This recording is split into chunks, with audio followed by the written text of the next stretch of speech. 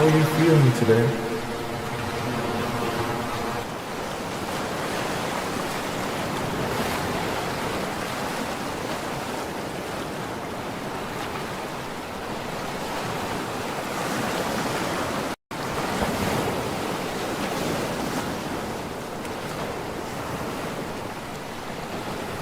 Do you feel fulfilled in life?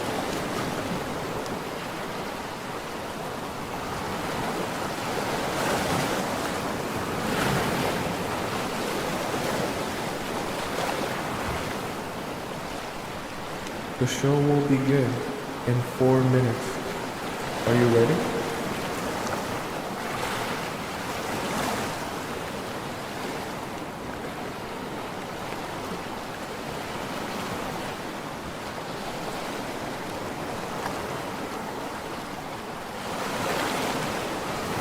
When was the last time you felt betrayed?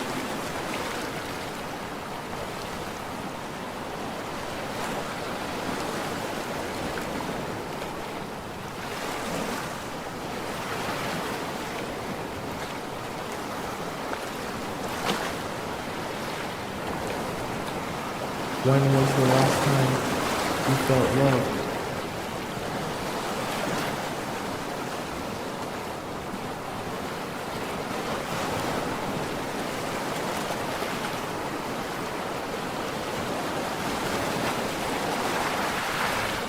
The show will begin in 3 minutes.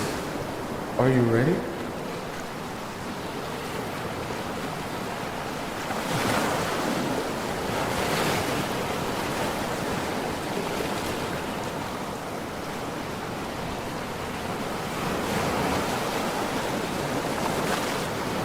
What did it feel like to be in love?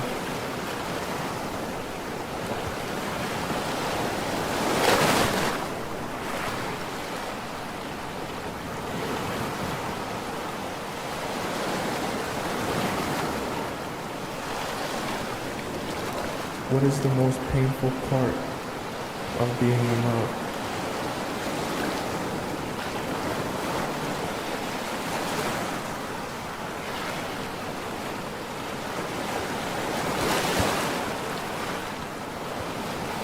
The show will begin in 2 minutes. Are you ready?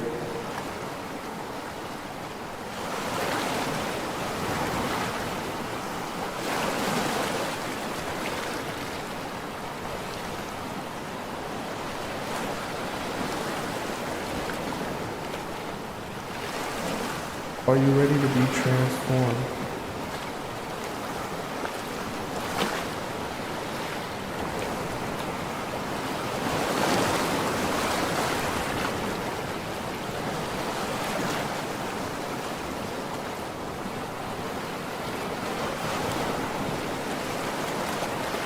Are you ready to make a change?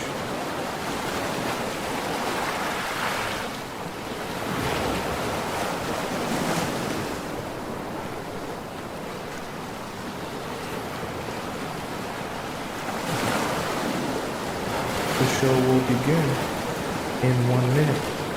I hope you're ready.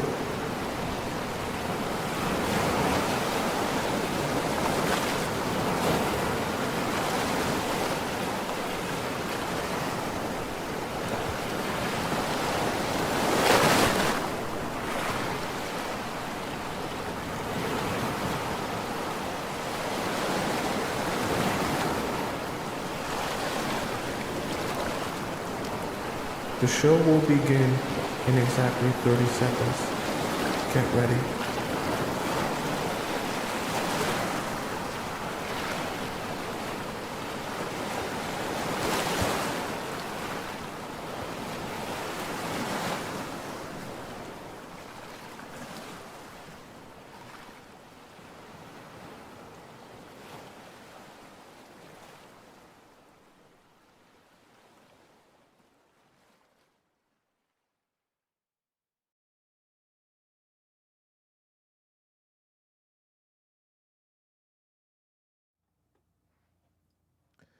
What if I told you that a lot of what you think you know about men is actually wrong? What if I also told you that if you choose not to ever understand these key elements about men, then your romantic relationships with them will suffer because of it? If that's not the position that you want to be in, then join me on today's show where we'll be discussing how to understand men. That way you can finally have some clarity as to why men are the way that they are. Welcome to the Players Club. If you're paying attention to me and everyone else in the live stream, please say here or present so that I know you're here present and actively participating. Welcome to the show. So how are you all doing here today? Okay, glad to see all of you beautiful people. I'm drinking early on in today's show because I don't know, I'm just having a thirsty type of day. Okay, how are you guys doing? Who we got up in the TikTok chat? We got Trina is here, Southern is here, Gina is here, Visas is here, Kiki is here, Lily is here, Virginia is here, Adorable is here, Tosh is here in our TikTok chat. And of course we have our three moderators, Sharice, SH, and Scotty. I see Sharice and Scotty. Is SH here? Just making sure, okay? Welcome all you beautiful people in the TikTok chat. Who we got over in the YouTube chat here today? I see we got Shadina, okay? We have Sister Wanda here, Haida here, Mary is here, Lindsay, one of our amazing, is that Lindsay or yeah, Lindsay, one of our amazing channel members is here. Great Fortune Cookie, one of our amazing channel members is here. Okay, we have Tracy Niles, who was like first in the chat today, one of our amazing channel members here. Crystal S, one of our amazing channel members is here. Noel, who has a belated birthday from yesterday, is here. And shout out to Cashley, if Cashley's birthday was yesterday as well. Okay, so shout out to her. And of course we have the most, shout out to Olga, one of our amazing channel members in the YouTube chat. And of course we have Missy America holding down our YouTube chat here and all of the chats, all right? Let's get started with today's topic. Now, I know how to understand men is a little bit broad, right? What are we really understanding about these men, okay? Now, today, obviously, we're always going to try and focus on the relationship aspect of understanding men and things relating to men. So today, right, we're going to be focusing on some key elements that I believe, let me just set this up here, that I believe a lot of you are getting confused about, guys, and I'm noticing patterns on, okay? I always like to apply everything that we talked about to things that are very relevant to all of you, and maybe some of you might be confused on. So, number one,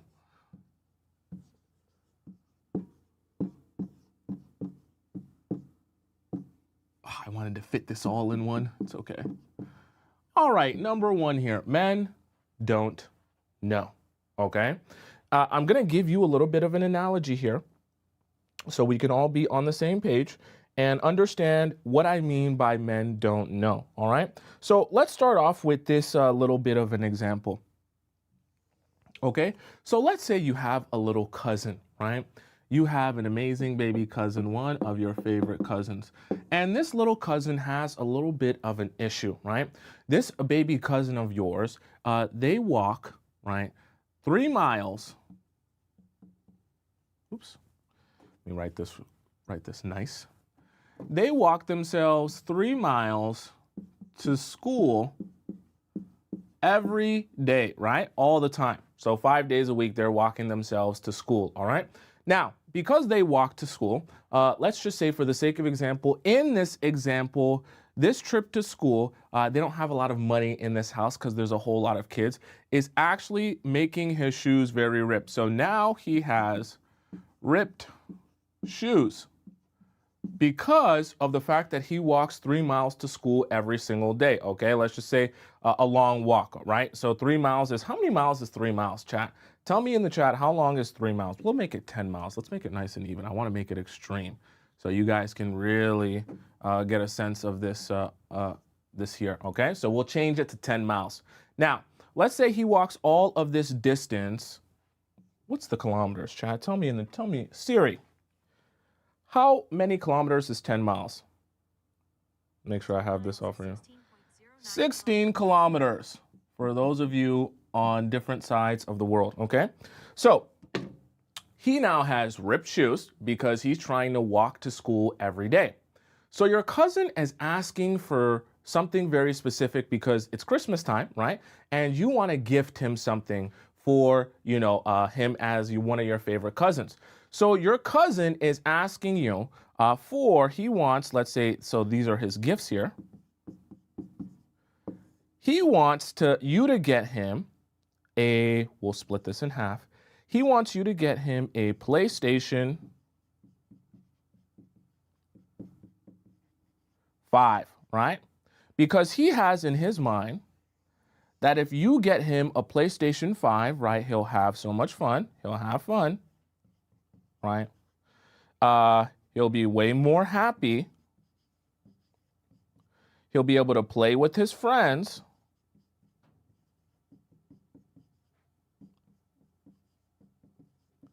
And overall, his life will just be better because he has this PlayStation 5. He'll just feel better. He'll have a better quality of life. Now, you as an adult, you're acknowledging that this is your favorite cousin, and you want to give your favorite cousin what your favorite cousin wants to make your favorite cousin very happy. But you realize that based on his situation, the fact that he walks 10 miles to school and the fact that his shoes are ripped, and we can also add in here, right, he complains about his feet, all right? And let's just say because his shoes are ripped and because they're uneven and they're worn out, he's always complaining about foot pain because of having to walk all this way to school and being very uncomfortable walking in those worn out shoes. But he doesn't want shoes for his Christmas present. He's begging you, his favorite older cousin, for a PlayStation 5 because he knows you're ballin'. He knows you date rich men, so you're ballin'. You can ask your baller rich boyfriend for a PlayStation 5. He'll give it to you. You can give it to your little cousin. But here's the thing. Even though your little cousin is telling you how happy this PlayStation 5 would make him, you decide that the best thing to gift him is shoes because he'll be more comfortable when walking to school, right? He'll have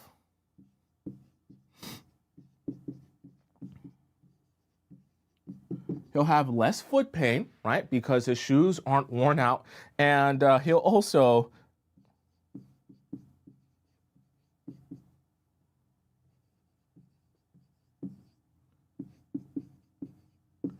won't get made fun of because now he's not walking around with shoes with rips on him and all worn out that the other kids at the school are making fun of him and calling him homeless, okay? So you understand as an adult that this child, this little cousin of yours, while he might want a PlayStation 5, and he really has convinced himself that this PlayStation 5 will change his life, make his life so much better, make him so much happier, that this is exactly what he needs for his happiness.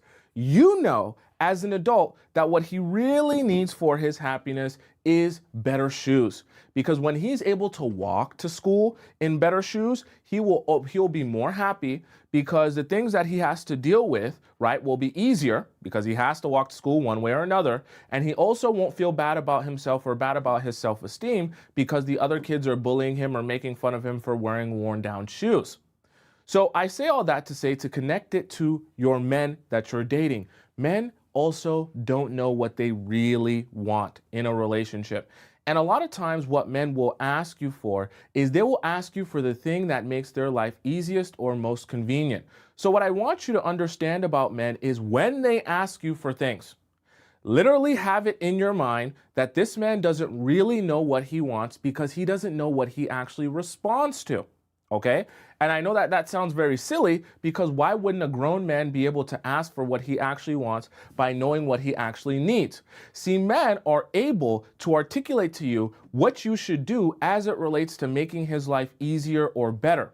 But a lot of times they don't always respond positively, mean give you the treatment that you want or the appreciation that you want or the attention that you want for making their life so much more easier, okay? So I'll give you a perfect example of that. Guys will say things like, oh, I want you to spam me and message me all the time, right?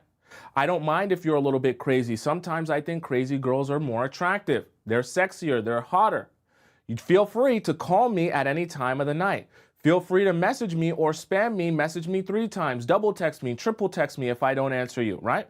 And they'll say these type of things to say, oh, I would just rather know that you like me and know how you feel about me. I don't want to play all of these other games that these kids are playing. You're watching the Players Club, stop watching that. Just be yourself. Tell me how you really feel. Tell me what you're really about so we can all be clear on that. But the problem is when you give them exactly that, they don't actually know how they respond to that. Because when you give them exactly that, what ends up happening is they say, oh, now that you're telling me exactly how you feel, now that you're spamming me with messages, now that you're acting crazy, I'm not going to respond to that by giving you what you want, by being a good man for you, showing up for you, being consistent with you.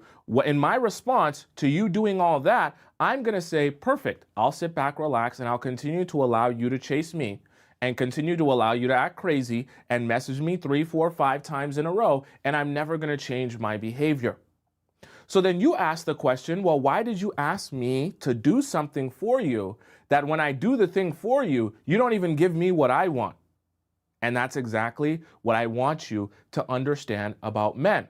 So when they ask you for certain things, and this is where you have to get good at it, you have to understand the difference between him asking for something that actually benefits him in life, right? Versus asking you for something that will make his life easier, but he won't actually respond positively to, okay? So a lot of times men will ask of certain things, and you just have to have in your mind, I'm going to say okay, as if I'm hearing him to validate his feelings and not make him feel like he's not being seen or heard. But I know exactly how I'm going to go about this and exactly how I'm going to actually do this. So the next time a guy tells you, hey, I don't mind if you message me 3, 4, 5 times in a row. I don't mind if you act crazy on me or freak out on me if, I don't talk to you or don't message you back. I don't mind if you, call me out and tell me how you feel about me and confess your love for me, right? I would appreciate that. You just have in your mind, okay there, yeah, Jimmy, yeah, Tommy, right? Nice to know that that's what you want. But I'm not doing that. You don't have to shout it out loud. You don't have to make a big scene about it. You don't even have to say, I was watching Tomisin in the Players Club and he told me that's absolutely wrong, because you don't actually want that. You just say, okay, you stay in your feminine, and then when it comes time to actually make the decision, you understand I'm not spamming you with texts, okay? I'm not confessing my feelings for you. I'm not going overboard and acting crazy, because I know when I do that for you, you're not gonna respond to that. All right. So part of understanding men is understanding that when they ask for things, a lot of times that's not even actually what they want. But the men don't understand that that they don't even know what they want, and they don't know how to articulate what they actually respond to, because it just wouldn't make sense for them to articulate that, because that consists of making their life harder or making it not so easy to date you. And so they never end up telling you to do those things for them or asking for those things. So just understand that when men are asking certain things of you, that certain things that they ask of you is not what they respond to. And that's okay, because men a lot of times don't know what they actually want. You come to the Players Club to learn from me, and maybe from some other people, to learn and understand what men actually respond to. Take that in as your information. Then when you go out into your dates and some of these men are telling you, spam me, message me 80 times, tell me how you feel, just be real with me, don't let me guess, don't play any games, just let that go in one ear and out the other. Because at the end of the day, what they actually respond to is what they actually respond to. And a lot of times these men don't even know what they actually respond to, okay? Does that make sense? Right? Chef said, why do men not know? And why can't they communicate that to you? The reason for that is because, think about this logic here. If men were actually going to communicate to you exactly what they respond to, right? As it actually works. So for example, if he knows that the best way for me to be consistent with you and value our relationship is for you to not sleep with me on the first night, that would mean that he would come on a date with you. Imagine this, if a man was actually able to articulate these things. He would come on this date with you and he would tell you, don't offer yourself to me. Even if you want to sleep with me on the first night, don't do it, because I want to make sure I value you and value this relationship, right? So imagine if you came on the date ready to sleep with him on the first night. He's literally denying himself the ability to sleep with you, right? Which he obviously would want to simply because he knows that's the best way to get longevity out of this relationship. So the reason I say that is because that's effectively making his life harder and more difficult by setting stipulations and boundaries and asking you to set boundaries and not do certain things for him, have some self-respect so that he can actually respect you, right? In a perfect world, people would be able to perfectly articulate that, but you also have to understand people and human beings are self-serving. So why would he come on this date with you and tell you all the ways that you should do things that, yes, would give the best response out of him, but would also make it a lot harder for him to extract things from you? Right? He would literally be saying, make it so much more difficult for me to get anything from you. That wouldn't make a lot of sense, right? For him to say that from, his own volition. He would be giving you advice when you ask him of things that would make his life easier. Sleep with me on the first night. Just tell me exactly how you feel so I don't have to decode it. We don't have to play any games, right? Sleeping with me on the first night isn't even that bad. Then we get to know each other even better. And we get to really see what our vibe is if we're really vibing, okay? Those are the type of things men are gonna be asking for because those are the type of things that make their life easier, make it more peaceful, have to do less work, and they get to extract more from you. So because men are self-serving, right, just like most human beings, self-serving, they're gonna come on this date and they're gonna ask of you things that are self-serving, not things that actually help you in the relationship. So you just have to remember that when it comes to men. Does that make sense to all of you so far and why that's very important, okay? All right, let's hop into our point number 2 here, okay? Make sure we get this all off. I had a lot of writing. I like to do visuals more for you guys, but today was that first point was writing. All right, so point number 2 here. Now, this one is a little bit more of a visual, so I like this. And we kind of touched on this yesterday. So I thought it would be a great topic or point to bring up here. And we're going to have a little bit of fun with this one, all right? You guys know my drawing, not very good. So we're not even going to mess around here. But I want you guys paying attention for this point because I need your participation in order for this to work properly, okay? So I know you guys love you some designer. You know what I drew here? Tell me in the chat if you know what I drew here, okay? I hope you guys know. You should know. If my drawings are that bad, then that's a problem, all right? Does anyone know what I drew here in the chat? These are 2. We have number 1 over here of it, and we'll put number 2 over here of it, okay? I'll put the 2 up here, right? Anyone know in the chat what I just drew here? Chanel bag! Yes, it's a Chanel purse, chat. My drawing getting better, okay? So this little point here, I need you all to participate because this is very, very important, right? We need to come to an understanding about this. Obviously, point number 2 is attention, okay? We have Chanel bags here, but we're going somewhere very important, so I need you paying attention. So in scenario number 1, okay, I'm gonna give you an option to buy each one of these Chanel bags. You can only have one of the Chanel bags though. So I'm gonna specify the things that have to go on, the stipulations in each option here, so you know what your options are, and then you're gonna choose at the end, all right? So in option number 1, okay, this Chanel bag is a price stat, we're gonna put down here $50, right? So this Chanel bag in total with taxes and everything, you're only gonna pay $50 for it, right? Now, I'll be honest with you, part of the reason that I'm charging you only $50 for the Chanel bag is because it's fake, okay? I'll just be super real with you. And, the stitching is off, okay? Let's say the bag quality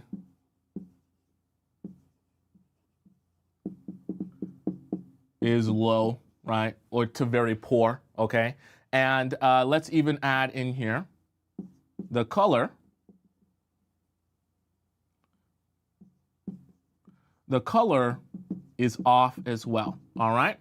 So scenario number 1, you can get you a Chanel bag with the 2 C's on the front, but it is gonna be a fake, I'll be real with you. and the stitching is going to be a little bit off from the actual one that it's supposed to be replicating, okay? And the bag quality overall, like the leather is low quality, okay? And the color of the bag is off from the color of the actual original that it's supposed to be replicating, okay? Now, in scenario number 2, this bag is priced at 5,000 USD, okay? And this bag is 100% real. Okay, and this bag is high quality. And most importantly, let's add this as well. As long as you take care of this bag number 2, this will last you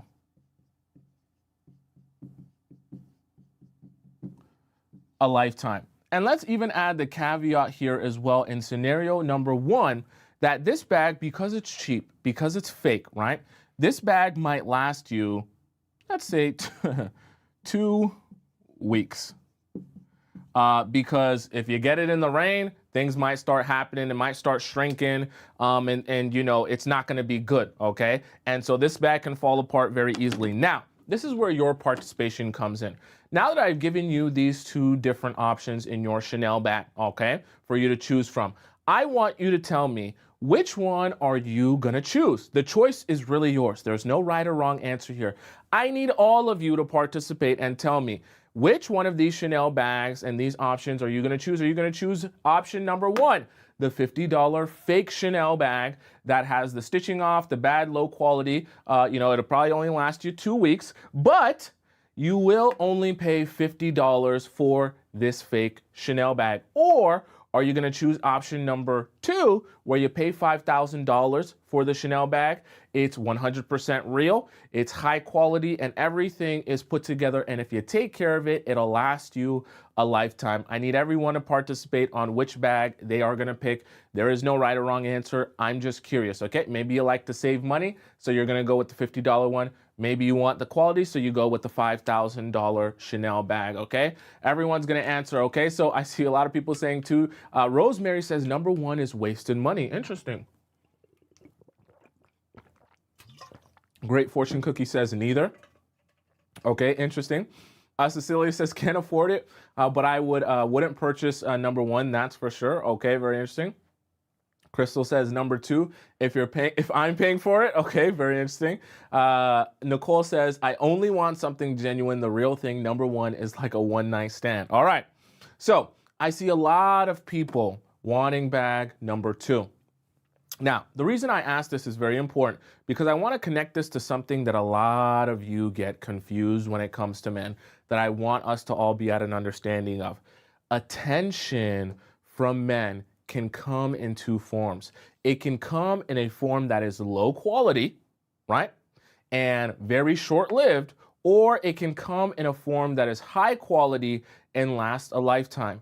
What happens though is when you're dating men, or even when you're just observing men, and the attention that they'll give to different types of women, you start to become confused because you're thinking to yourself, well, he's giving attention to the type of woman he says he doesn't want, or doesn't want a wife, or doesn't want to be in a relationship with. But he seems to be able to like their pictures. He wants to hang out with them. He likes to sleep with them. Why is he giving all of this attention to the women he says he would never in a million years be in a relationship with? Well, it's because there's 2 different types of attention, right? Similar to this example where you have 2 different types of Chanel bag that serve totally different purposes, right? Because the reason you buy this Chanel bag right here is totally different from the reason you buy this Chanel bag, even though they're both Chanel bags. If I'm in a position where I want to choose this Chanel bag, it's probably because my budget is tight, okay? I want to look rich for whatever reason, whether it be my self-esteem or whatever, right? I understand that the quality is going to be low and the color is going to be off, but I don't care because I just want something that looks like a Chanel bag that can make me look rich, but I don't want to spend a lot of money, right? Vice versa, if I'm in a position where I'm buying this $5,000 Chanel bag, it's because I want high quality, right? I want the real thing, and I want something that's going to last me a lifetime, so I invest my money in something that will last me a lifetime. The reason I bring that up is because these are 2 different mental states. These are two different states of being when you're purchasing these two different types of Chanel bags. It's the same thing when it comes to men and their attention. Giving low quality attention to women who are just on Instagram, who are doing whatever with their lives, nothing against that, right? Is very different from giving attention to a woman that you actually want to invest in and be with for a lifetime, okay? And what I want you to rid yourself of is the anxiety that you feel that maybe you have to be more like other types of women in order to get men's attention. Because the reality of it is when you start to change or adjust yourself to be like the girls who seem to get a lot of low quality attention, right? You'll receive that same low quality attention, but that attention will be very short lived, okay? Meaning that after they give you that little bit of attention and maybe they can sleep with you or maybe they don't, afterwards they ghost you or they disappear and they don't really want anything to do with you outside of giving you some attention to maybe get something out of you. And you'll find yourself very miserable because yes, you might get attention from a lot of men a lot of the time, but a lot of that attention is short-lived. It comes and it goes just as fast. So what you want to start focusing on in understanding men is not concerning yourself with receiving a whole lot of low quality attention from men who aren't going to actually be investing in you, right? And what you want to focus on is aligning yourself in a place and in a position where the type of attention you receive from men is high quality and lasts a whole longer. Because with that, you can have a whole lot more happiness. You can feel a whole lot more fulfilled in your relationship and in your life and about yourself. Okay? Does that make sense? Someone said like cooking with Kaya. You're funny. You're funny. I actually seen that. That's like a whole viral thing, right? Cooking with Kaya. We should come up with something like that for our show, right? Does that make sense? Teaching with Tommy. Cooking with Kaya. Cooking with Kaya. Anyways, so does that make sense to you guys? Because low quality attention and high quality attention can be something very confusing because when you're thinking about attention, sometimes it can all look the same and feel the same, right? Lebanese Princess says, what are the biggest signs? What are the biggest signs of low quality attention? Low quality attention, for example, is a guy hitting you up and replying to your story to put hard eyes on your story when you post yourself in an outfit, right? Or you post whatever you post, okay? And he's putting hard eyes there, right? That's low quality attention. Not that that necessarily is bad if you're ever getting that, but what I want you to understand is there's a difference between that type of attention and the attention that a guy will give you when he comes up to you and he says, oh, I want to take you out on a date. And he actually follows through with taking you out on a date, right? Those are two different types of attention and they mean two totally different things, right? I can put hard eyes under any girl's pics that I see on Instagram. That doesn't necessarily mean that I'm trying to actually date her, be in a relationship with her, and get to know her. It could mean I would love to smash if I could, but it doesn't necessarily mean I want to invest truthfully in that woman, okay? And vice versa, if I'm going up to a woman and I'm asking to take her out on a date and I'm actually intending to pay for this date and wine and dine her, then that type of attention is totally different because the thing that I want out of that situation, right, when taking that action is totally different than the thing that I want when I put hard eyes under a random girl's pictures or in a random girl's DMs, right? Does that make sense? I hope that does. All right, let's hop into point number 3, all right? Okay, because I see that I had to bring up attention. I see that attention can get confused a lot. And I see that it makes a lot of you anxious because obviously, you know, attention is currency and I'm not going to fault you because you like to get a little bit of attention from the men too as well. Okay, we're all human beings. We like attention. And sometimes that can get you doing things that aren't in line with what you actually want because you want some of that attention as well, okay? Let's hop into number 3, okay? Number 3 also requires a little bit of participation. So I want all of you to participate with me on this one. Because we're going to have some fun with this today, okay? So in this here, right, we're going to have, so you're at home, right? We'll put you here inside your beautiful, beautiful house, okay? So your house is here on a beautiful street. You live in a mansion. Okay, so you're here. We're gonna put you, guys know I can't draw. So today you have long, beautiful flowing hair. You have huge eyes and a huge mouth. Yeah, huge mouth. And here's her triangle body. And you're at home, sitting at home, just chilling. Okay, so this is you. Now, we're gonna put me in this scenario, okay? We're gonna have a little bit of fun here. I need you to participate though, so please pay attention. All right, so we're gonna have me here. My head's huge because my brain is huge, all right? Don't worry about all of those type of things. And we're gonna draw my, oops, my arms don't look like that. We're gonna draw my body here. And I'm coming to your house, okay? I'm over here on my way to your house. And I'm about to, I'm so much bigger than the door. It's okay. I'm tall in real life. All right. So I'm coming to your house today and I'm coming to visit you. Okay. But let's imagine in this scenario here that you don't actually know me and you're not expecting me. Okay. So I'm on my way to your house and I'm going here. Right. And I'm coming unexpected. So I ring your doorbell. Right. And when I ring your doorbell, you come through, right? You're wearing some booty shorts or something. You've just been laying around watching Netflix. And you open this door for me, a large black man, which you probably shouldn't be doing for large black strangers. And you actually don't know me in this scenario. And now that you open the door, the first thing that I say, right, is, who are you? And you say, oh, what? I say, who are you? What's your name? Where are you from? What's your last name? What's your SIN number? And you're going, you're at my house. Why are you asking me what my name is? And I say, no, man. What I need from you right now, I need you to fill out this form. And I bring out some random form. And I say, please, fill this out. Give me your information. I need to understand why you're here, who you are, what your phone number is, and I need to know everything about you. Tell me in the chat. Are you going to say, hold on, let me grab a pen, come inside and sit down? Or are you going to close the door in my face? Tell me which one you're going to do, okay? Tell me how you're going to respond to this situation here after me coming to your house and asking you who you are, okay? Tell me in the chat. I want to know. I need your participation.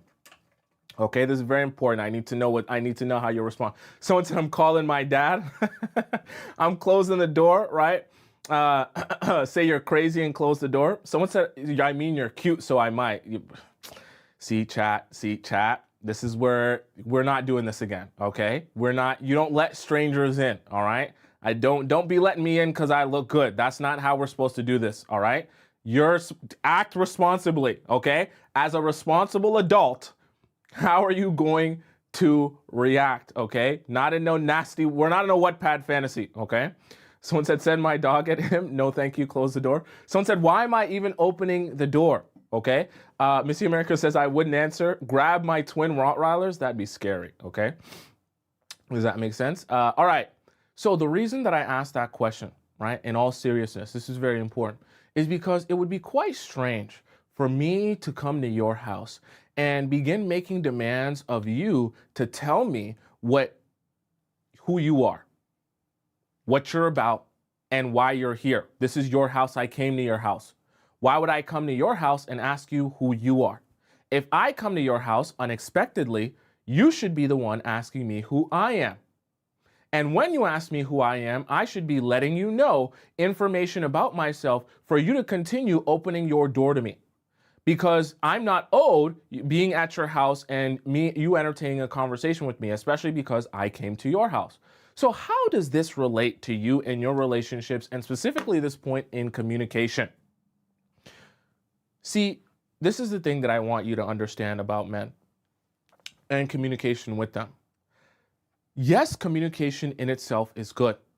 Talking about your feelings and what you want with men or anyone is great and amazing, and I want you to do that. However, what I want you to understand about men and communication with them is that the best way to communicate with men and actually tell them what you want and have them absorb that and actually make changes towards finding solutions and making the situation better, is to allow those men to first come to you and ask you what's wrong, to be trying to fix the situation, to be trying to apologize to you, to be trying to make things better. And in the process of them trying to find a solution to make things better, then you let them know what your needs are, what your expectations are, what needs to change. The reason I say that is because the mistake that happens a lot of times in your communication with men is that before he even asks you what you need, asks you if you're upset, wants to make things better, you're already telling him what he's doing wrong, why he's doing it wrong, and what he needs to do to make a solution here. The problem is, though, that when you start doing that, without him ever having the intention of providing a solution or making things better, he immediately begins to defend himself. He immediately begins to gaslight you, or tell you why you're wrong, or tell you why you shouldn't have taken it that way, or tell you why you're confused. But now you're frustrated because you're communicating your feelings, like people say, communication, but because he hasn't come to you with the desire to actually find a solution, the first thing he wants to do is tell you how you're wrong for feeling the way that you feel. Now there's not a lot of communicating going on because both of you are just talking at each other. What I want you to start doing when you get good with men and good with communicating with them is understanding that your first step in getting a man to actually absorb your needs and what you want and what you need in a situation is to withdraw from him and allow that withdrawal to make him start to think to himself, something must be wrong. Something must be off. I should approach her to try to get an understanding of what her needs are, what is going on, why she has withdrawn from me.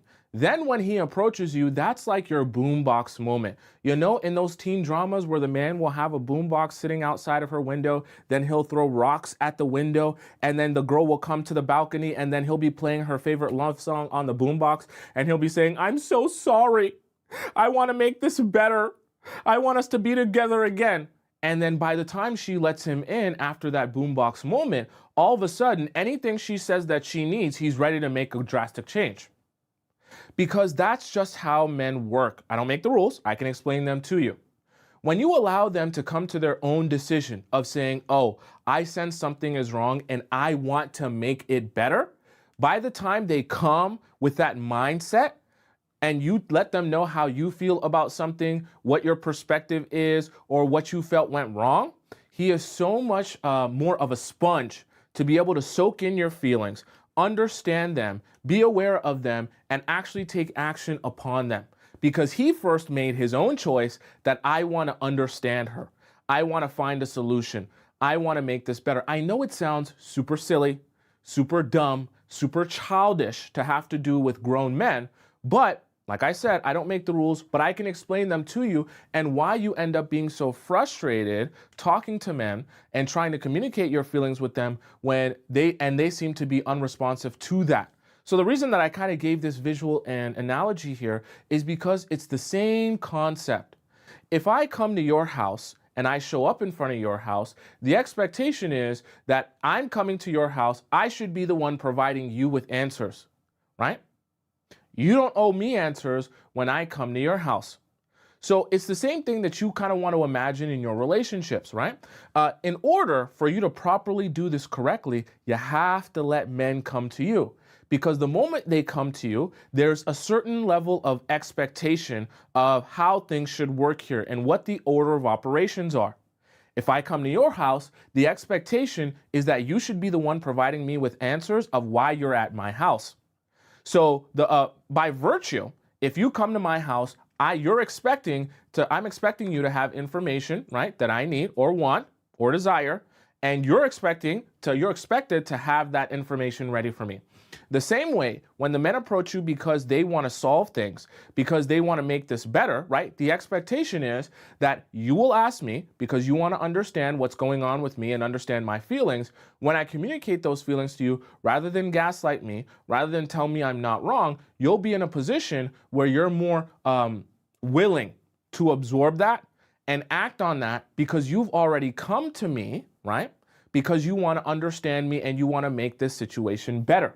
Because if you didn't want to make the situation better, then why come to me in the first place?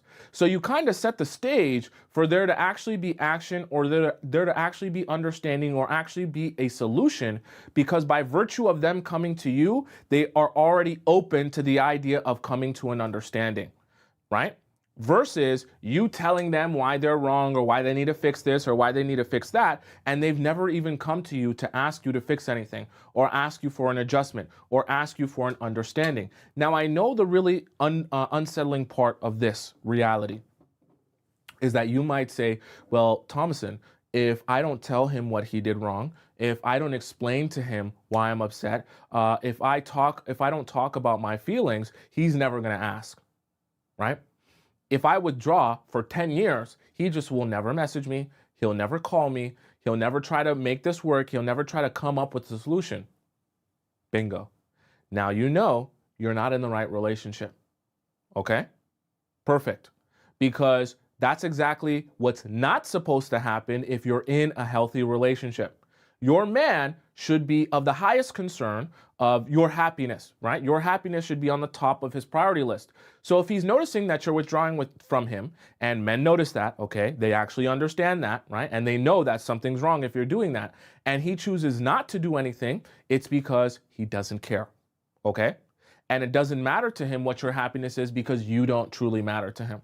Okay, which is exactly why he responds that way. So when you say to yourself, oh, I withdrew from him, or I took, some space from him, knowing that he needs to come to me and actually ask me what's wrong and actually be curious enough to find a solution, right?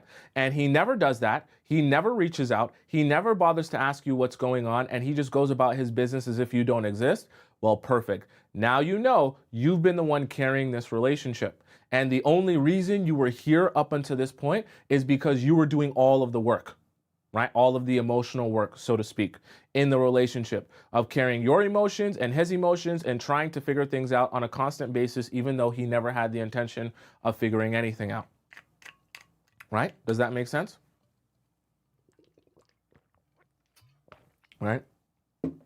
Chantel says, how about him engaging without addressing the situation? Perfect. I love that, because we've talked about that in previous shows. When guys attempt to engage with you without addressing the thing that is clearly an issue, you continue to ignore them, right? Because men aren't children, right? They're a little bit emotionally stunted, but they understand it. They know when they've done something wrong. And they also know when they're avoiding addressing the thing that has been done wrong. So if you allow them to just come back in as if nothing has happened, that strategy they'll realize works, and they'll just continue to utilize that strategy, okay? So for example, some guys will notice that they did something wrong to you, and rather than addressing it, they'll know they're gonna see you at a party later that week. So they won't address it, and then when they see you at the party, they'll just come up to you and be like, yo, so you still think you too good for me now, right? Or what some other guys will do is they notice that something's wrong and you're withdrawing from them. Rather than address it, they'll come up with a magical emergency, and they'll tell you how this magical emergency, oh my God, you'll never guess it. I literally got in a car accident last week, or I think I broke my leg, or I sprained my ankle. I'm in the hospital, or I can barely think right now. I'm going through so much stress. I think I'm having a meltdown. They always come up with some magical emergency that requires your immediate attention to reel you back in. Then when you get reeled back in, it's an easy way to just continue on the conversation, continue on the relationship from there, okay? And they like to guilt trip you into feeling like a bad person if you don't tend to their every need in that specific emergency, because that means that you don't really care about them or their well-being, okay? That's another strategy that guys will use to not address the actual problem, so that they can just get you back into their life without ever having to address the thing that's important, okay? All of those things, right? You always ignore them. No matter what, you ignore it until he comes up with the courage to be able to address the problem and have the intention of addressing the problem without you pulling teeth. That's the only time you respond to him and actually give him some energy. Anything outside of that, you don't do it, okay? We talk a lot about everything on this show. So if you've been part of the Players Club for long enough, you start to learn all the tricks, okay? All the damn tricks. So communication, another one of the things you have to understand about men. Let them come to you, okay? By the way, chat, we're getting closer and closer and closer to the last one. And by the time we get to number 5, I want to make sure all the 20 under people are gone from the chat, all right? So for those of you who are under 20, this point number 4 is your last point, okay? After that, you're going to have to exit the chat. This ain't for you no more, because the last point is going to be our 20+ point that I want them to understand about men. But that's only for those of you who are under 20 years old, okay? I just want to make sure I'm not co-signing any under 20 years old watching point number 5, okay? So I just want us to all be clear. Number 4. All right. Well, I want to write that right. Okay. Also, this is a participation type of show today. I like this.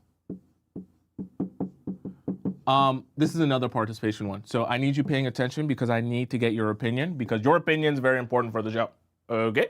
So we're going to have 2 different scenarios. So obviously point number 4 is about narratives. Now I want to explain this to you in an example. So I need your participation in order for this example to work. Okay. So we're going to have 2 sets of movies. All right.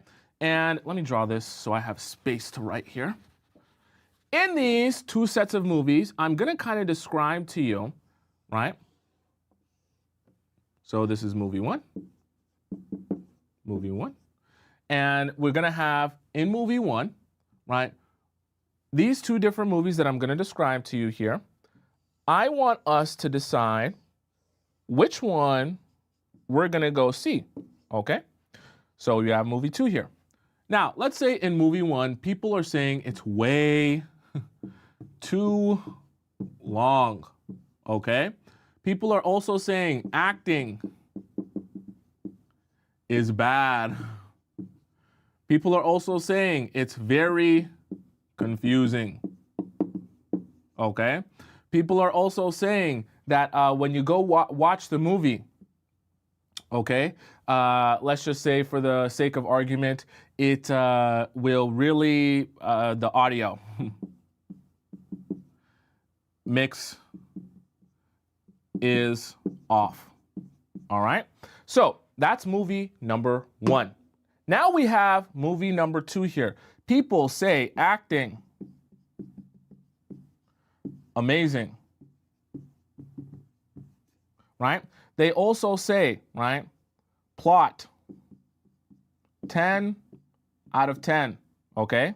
They also say twists and turns throughout the whole movie.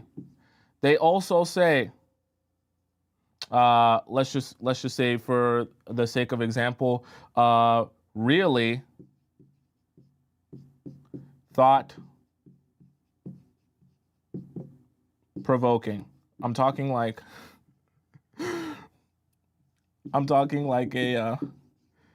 a film critic, because you know, I like film. So these are all the things that they say, okay, right? We can also add dialogue, amazing, all that good stuff, right? They also say the only gripe that they have about it, they wish it was longer. Wish it was longer because it was so good, okay?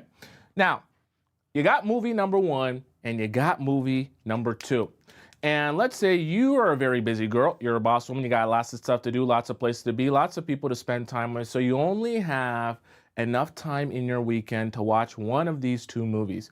Now let me know in the chat, and like I said, once again, there is no right or wrong answer.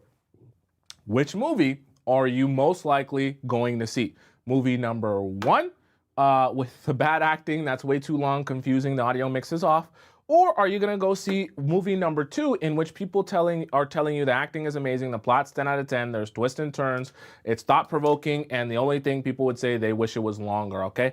Tell me in the chat. I need all of you guys to participate, because this doesn't work if everyone doesn't participate, so that we can understand which movie are you more likely to see.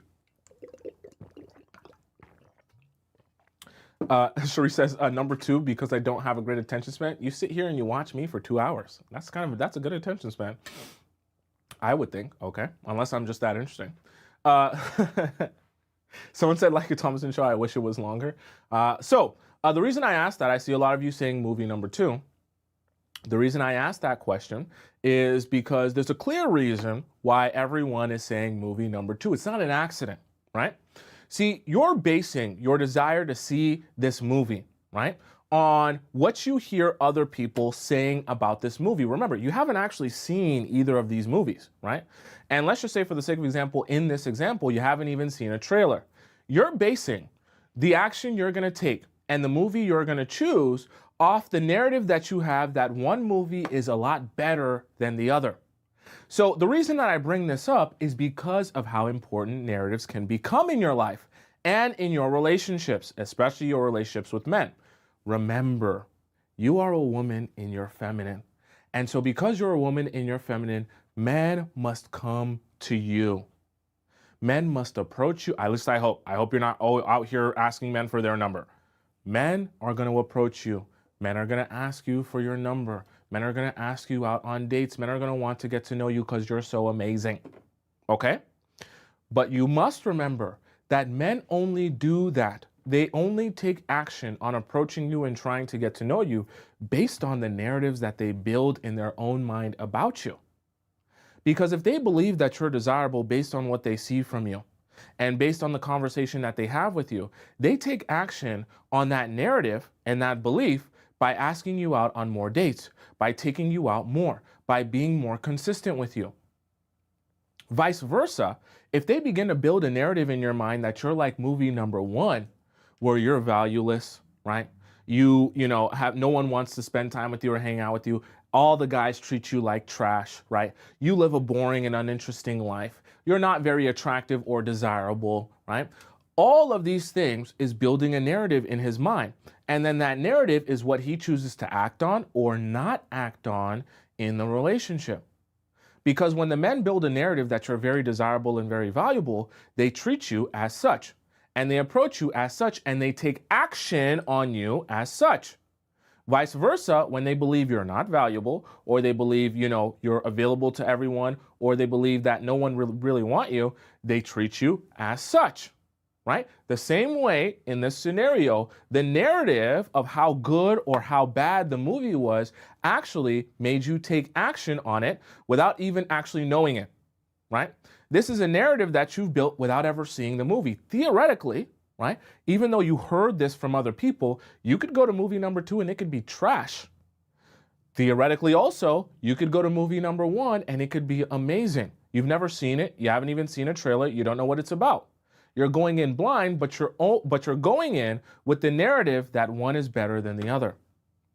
So I say that to say, when you're understanding men, and you're building relationships with them, you can never let go of how important it is to stay consistent with the particular narrative that you want the guy that you're romantically involved with to have of you.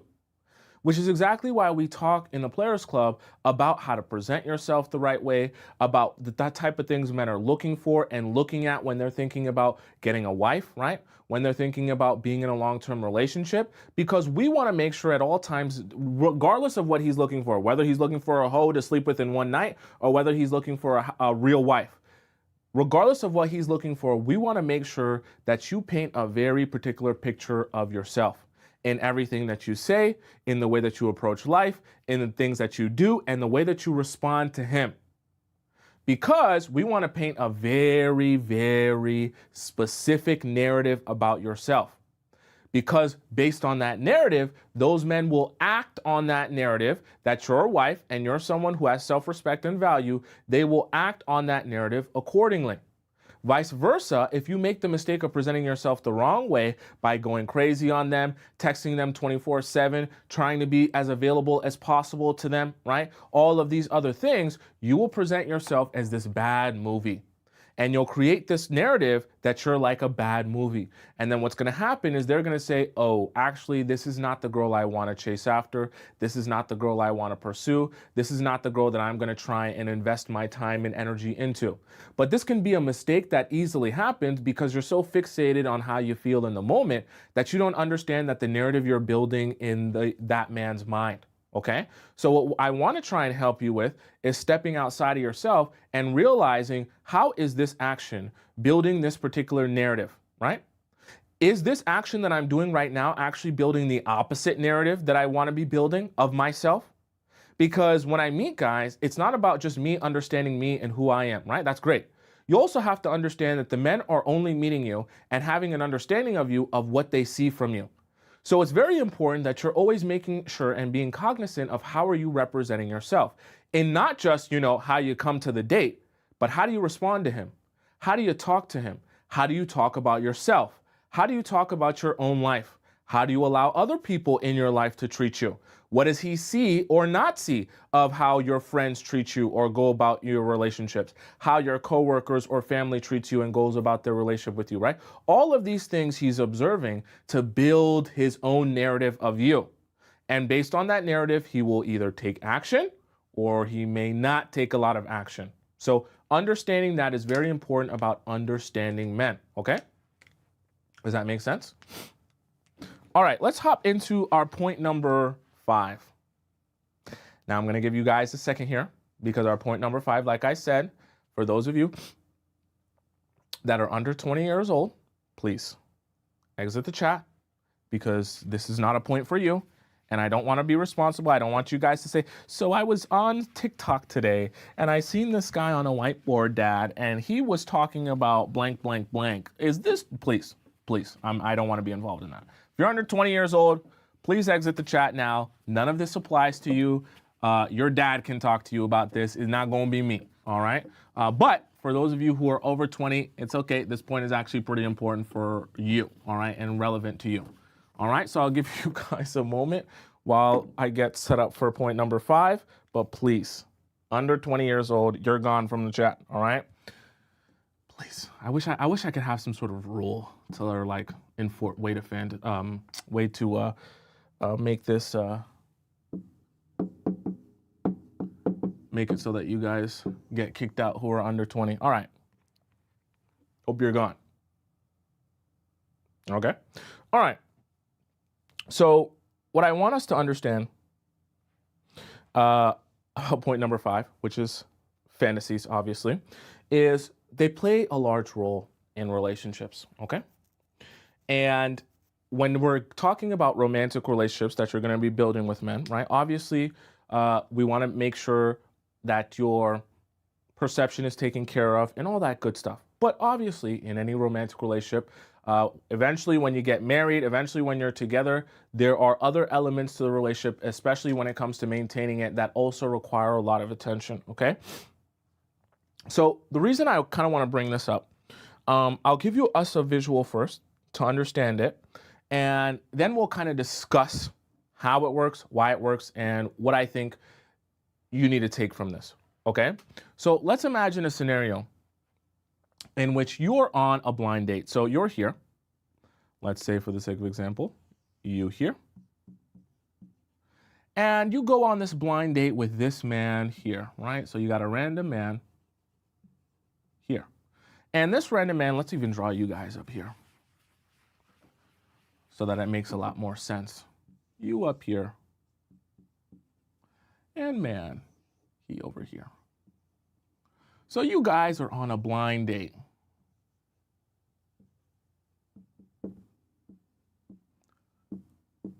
And let's say on this blind date, right? Let's just say your friend set you up.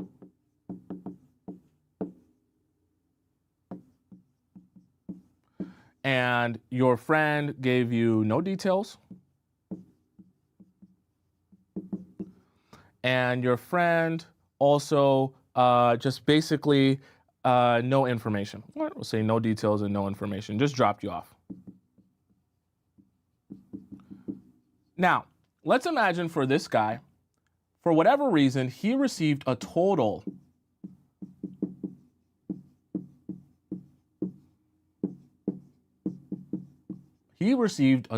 background on you, okay?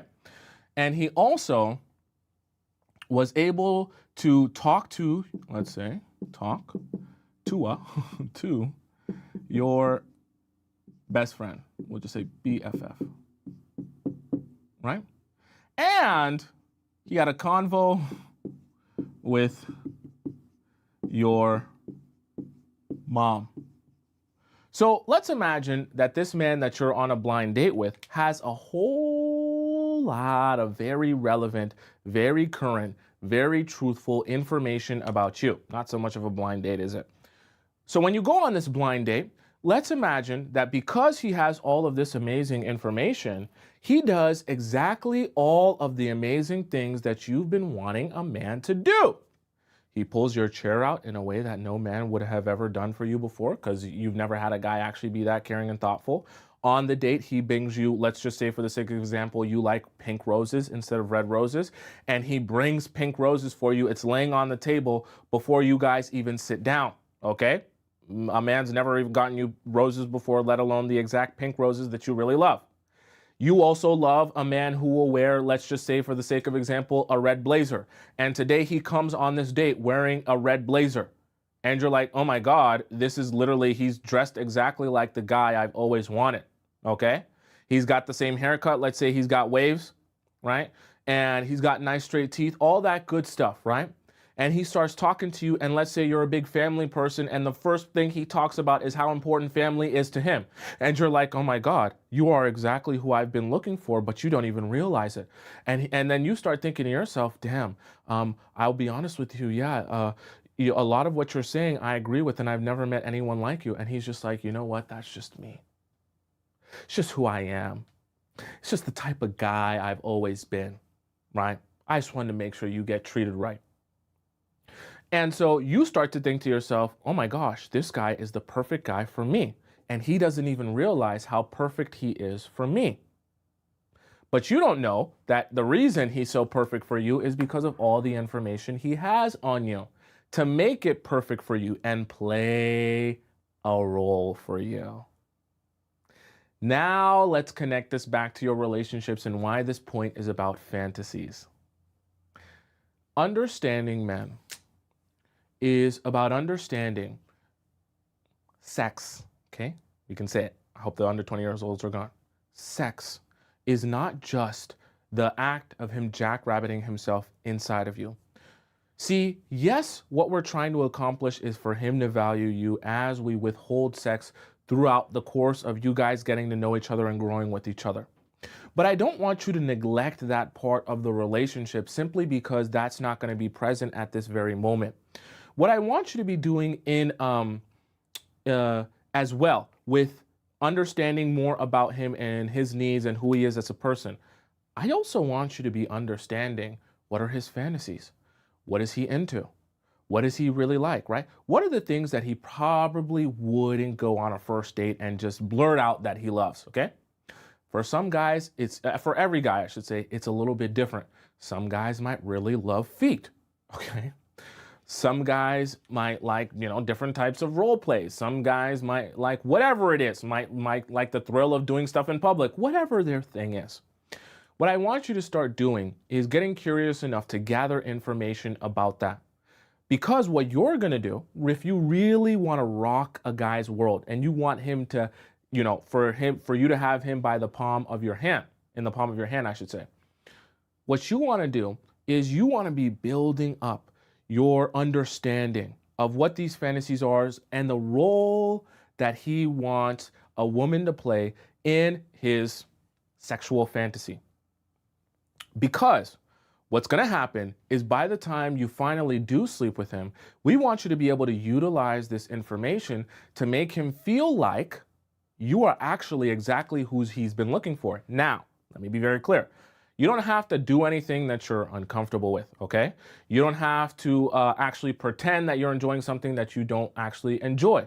But what you can do is find a happy medium between things that you're comfortable with and would enjoy doing, with an understanding that these specific things, that if you do that for him, he knows and you know that a lot of women wouldn't be going this deep, right?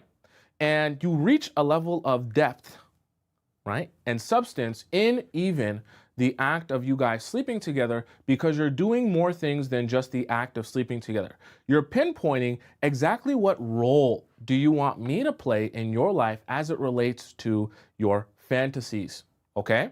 I know this sounds a little bit abstract if some of you have never dug that deep with another human being before, but I promise you, when you start getting curious about this and digging this deep, you'll realize that the experience of sleeping with someone is so much more than just them jackrabbiting themselves inside of you. And when you can get deeper in that, you'll uncover a lot of things and you'll actually make him more hooked towards you. Because it's similar to this situation here where with all of this information, this guy that you were on a blind date with can actually play the role of the perfect person for you. And so by the time you actually are ready and comfortable with sleeping with him because it actually is the right time, you can even take it a step further by rocking his world and really cementing that you are the perfect human being for him. And make yourself feel that much more irreplaceable to him despite him already being able to sleep with you. The reason I say this is for the older people, I don't want to be teaching this to young people who shouldn't even be thinking about this stuff. And I also don't want the younger people to get confused because if you're not at the point where you're actually in the romantic relationship and he actually calls himself your boyfriend and has commitment to you in some way, shape, or form, this isn't something you should be worried yet about cultivating. This is for those of you to have in your mind that when I do find my serious partner, I'm going to make sure to also cultivate this part of our relationship because this is a very important part to maintaining the relationship, right? We don't want sleeping with you to be the pinnacle that when he sleeps with you, it's like, okay, well, finally I did the thing, but there's nothing more to it than just doing the thing. We want this process of him finally sleeping with you to be like the fireworks session that he's like, oh my God, I've been missing this my entire life. And this is exactly what I've been needing. Okay. Does that make sense? Zarina says, what if he says about a 3? I don't even know if I can say that. 3 people, okay? Having fun with 3 people at once, okay? Like I said earlier, this isn't about, I should erase this so that new people don't come and see this. Like I said before, this isn't about doing things that you're uncomfortable with, okay? Or doing things that you would never do in a million years. As you gather the information, you're not just gathering information, hey, what's one thing you wanna do one time? Oh, I wanna have a 3 session. Okay, you're gathering information about like overall, what do you fantasize about? What do you enjoy? What have you tried? What have you not tried? What have you been into? What have you been wanting to try? Okay, and understanding this, you're digging deeper into the psyche, right? Then once you understand the what, you also want to understand the why, right? Okay, if you want to have, be with 3 people at once, what's the reason? Like, why is that hot to you? Why do you fantasize about that? Why is that interesting to you? Okay. A lot of times when you ask the question of why, you'll discover a lot of things that you just start to connect, right? And as you learn the whole human being more and you learn the fantasies, you'll realize that they're actually all kind of connected. They're connected with experiences, they're connected with personality traits, and you'll start to connect a lot about that person. All of that information is great for you because now you can start to figure out how do I specifically play the role that is most attractive to you in even our sexual life. I'm trying to think of another way to say it, but even in our sexual life. So that by the time we actually do get to that place in our relationship, I can really make sure that I'm rocking your world and taking this to another level where you just feel like, damn, I don't know if I'm going to be able to find someone else like you. That way, you never have to say you're irreplaceable. They actually know in their own mind you're pretty irreplaceable. Are you following what I'm saying? Okay, this is great to do in your relationships, and obviously, hopefully, this guy is doing this for you as well and curious about your pleasure as well, because we want both of you to be satisfied. Does that make sense to those of you so far? If you guys have any questions about this, you can ask it, and if you guys have any questions about any of the other 5 that we discussed, you can ask it as well. I know number 5 is quite confusing for some of you. For some of you, you might just get it right away, but very important part of understanding men, because this is part of, growing and cultivating the relationship and having a great one with them as well. Okay. I know that when we talk about stuff in the Players Club, we're always talking about how to avoid getting played. But if we're talking about relationships as a whole and maintaining them and having great ones, this is obviously a part of relationships and part of understanding men. But we want to take it a level deeper than just dirty talk of, oh, yeah, I can't wait to jackrabbit myself inside of you, okay? Like, relationships are much more than just that. And even sex is much more than just, I want to jackrabbit myself inside of you, okay? There's actually psychology to that part of your relationship as well, and intimacy. So we want to make sure that we cover that as well. Okay. Angel says, know the difference between girlfriend and wife problem solved. Yeah. I know that some of you, it's very clear to you when to apply this and when to not, but I still have to make sure that I say it and specify this is not for every situation.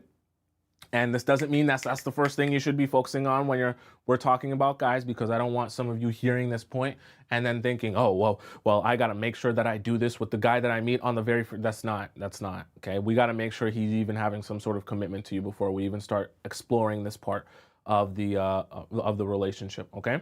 By the way, for those of you who have any personal questions for me about your relationship or your situationship, and you want to ask them to me, you want it answered by me, because I know this forum is kind of hard to get all your, say everything that you want to say, you can go ahead to my TikTok bio or the link in my description, click where it says private relationship advice, and then you can ask your question to me there by submitting it to me via text, and then I respond to you with a voice note, usually 8 to 10 minutes long, sometimes 15 minutes, and I send that back to you via your email, and it's all good. No one else sees it, okay? So for those of you who have a personal question for me. Quinn says, when is the right time to give him the cookie? It's never the right time to say goodbye. When you gotta go. Okay, there's never really a specific time to be giving stuff away to men. What I mean by that is as it relates to sleeping with them. If you have in your mind some sort of 90-day rule or 50-day rule or 5-month rule, you'll be so focused on how many days have passed, you won't be focused on the quality of those days. Because theoretically, you could date someone for 90 days and go on one date with them per month for 2 hours each. And then how much do you really know that person on those 3 dates? Not a lot. So just because 90 days has passed since you've known them doesn't necessarily mean that you actually know them any better, understand them any better, or know about their level of seriousness anymore.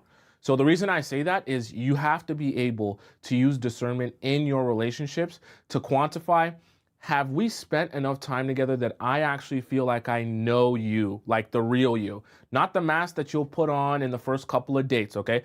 Newsflash, the first 2-3 weeks, you should never be sleeping with anyone, okay? No, not a chance and no chance, okay? Even the first month in general, you shouldn't be. But what I want to say is at a certain point, you have to start taking into account, how much time are we spending together? How much time are we seeing each other? How much do we actually know each other here? Here's another thing that I want you thinking about. Have you met the friends yet? Have you seen how he interacts with his friends? Because when he has you in isolation, he can really present to you a very particular side of himself that might be enticing or attractive to you. But then when you meet him around his friends, you see a totally different side of him. That's important because that's information that you need to make a decision on the person you're going to actually give your body and soul and spirit to. As well, you also want to meet things like family, right? You also want to meet, see him in different places. Maybe get a chance to go to a work party and see him around coworkers. Get a chance to see him interact with other people other than just you. Because some of you might be surprised when you see him interact with other people other than just you, you'll start to see other sides of him that you never were able to see by just going on dinner dates with him. That context and that information may or may not change how you feel about him or what you see from him. And that new information is always good. And you want to be gathering as much information as you possibly can before you make that big decision, because it should be taken as a big decision. You shouldn't just be thinking to yourself, let me sleep with him now before I get to know anything about him, because, that's the best time to do it because now I'm the most attracted to him. I know for some of you, because I talk to a lot of you, okay, and I help hundreds of you. I know for some of you, you're like, oh, but Tomisin, the more he talks, the less I like him. The more he talks, the drier I am. I'm the most wet when he doesn't say a word, I barely know him, and he doesn't make any mistakes or say anything wrong. Please, Tomisin, let me sleep with him before he talks his way out of it. No.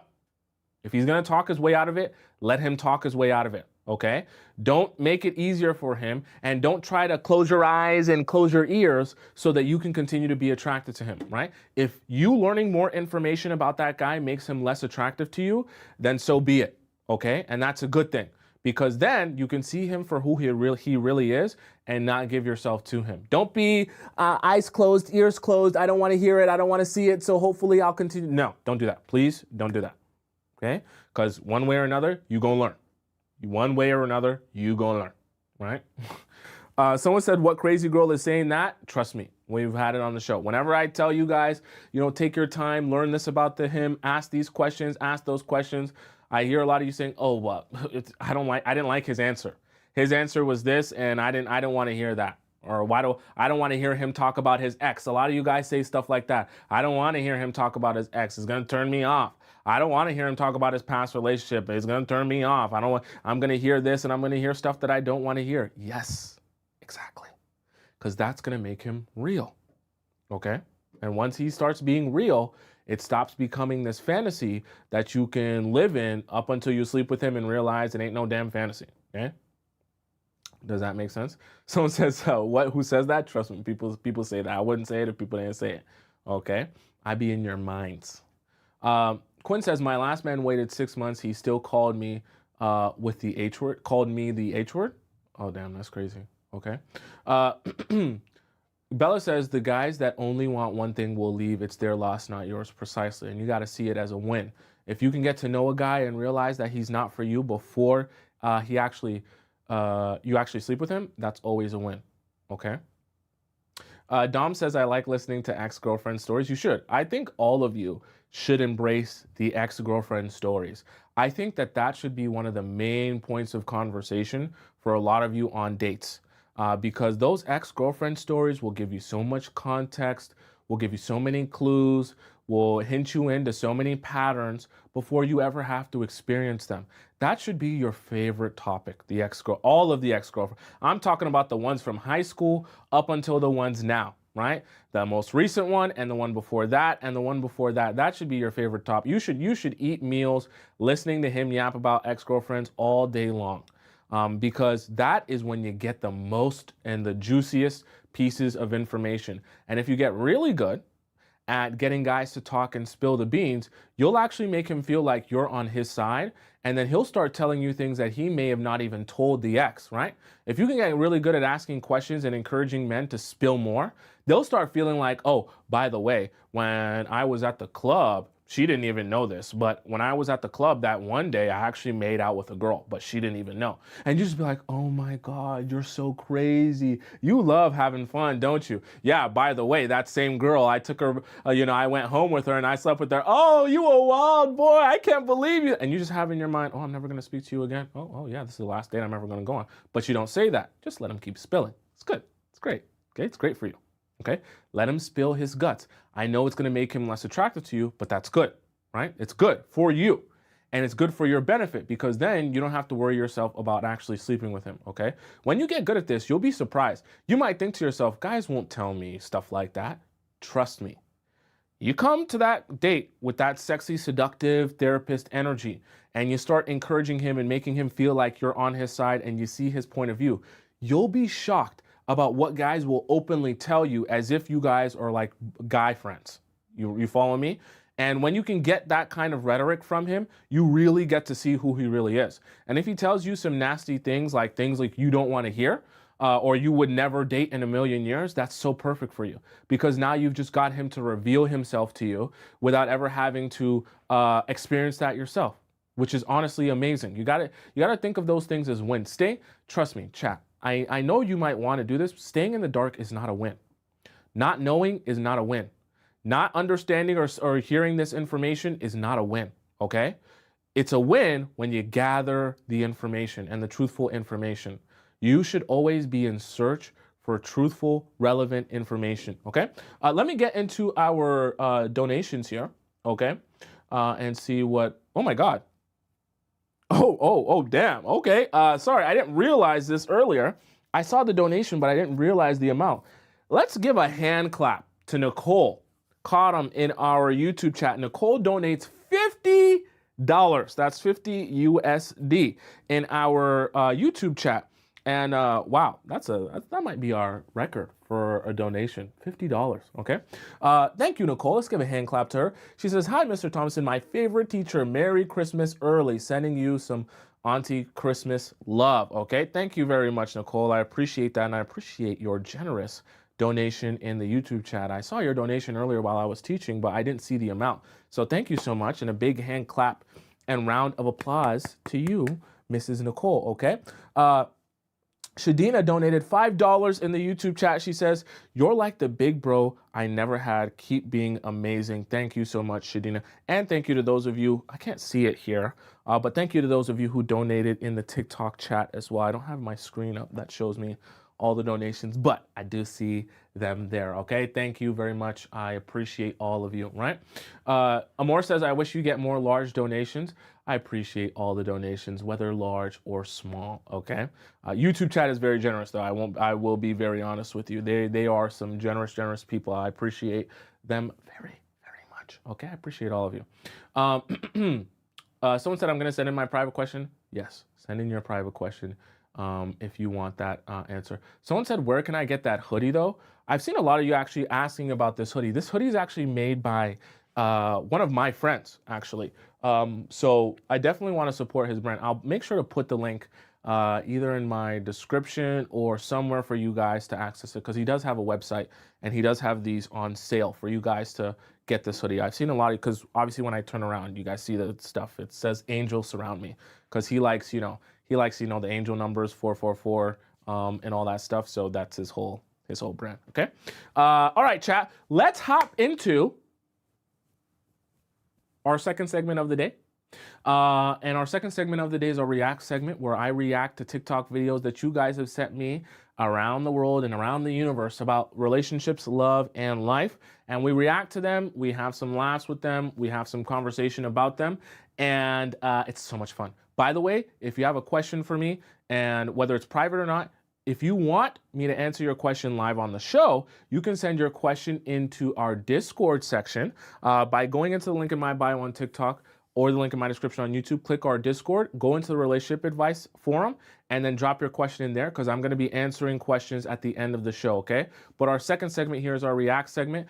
And while I clean up and get us ready for our React segment, we're going to watch a little bit of an intermission video from Natasha, I think. Anyways, Natasha Swan, she's going to be talking to you guys about how to feel more feminine and sexy. And I'll be right back with you guys in just a moment. When you will understand that we women, we get energy from anything. We can go to the park, we can go to a movie, we can do something creative, and that's how we fill our energy. And men only get energy from us. When a man spends time with a woman that is fulfilled, she is full of energy, she is blooming, she's happy, she's just enjoying her life. Oh my God, she becomes a drug for that man. He will just not let you go. He will want to see you more and more. He will want to do anything that makes you even happier. Do you understand? You can literally become a drug for a man. But instead of focusing on how you feel and how you want to feel next to him, you're focusing on how you want him to be. I want him to be rich. I want him to work at this job. I want him to do this. I want him to...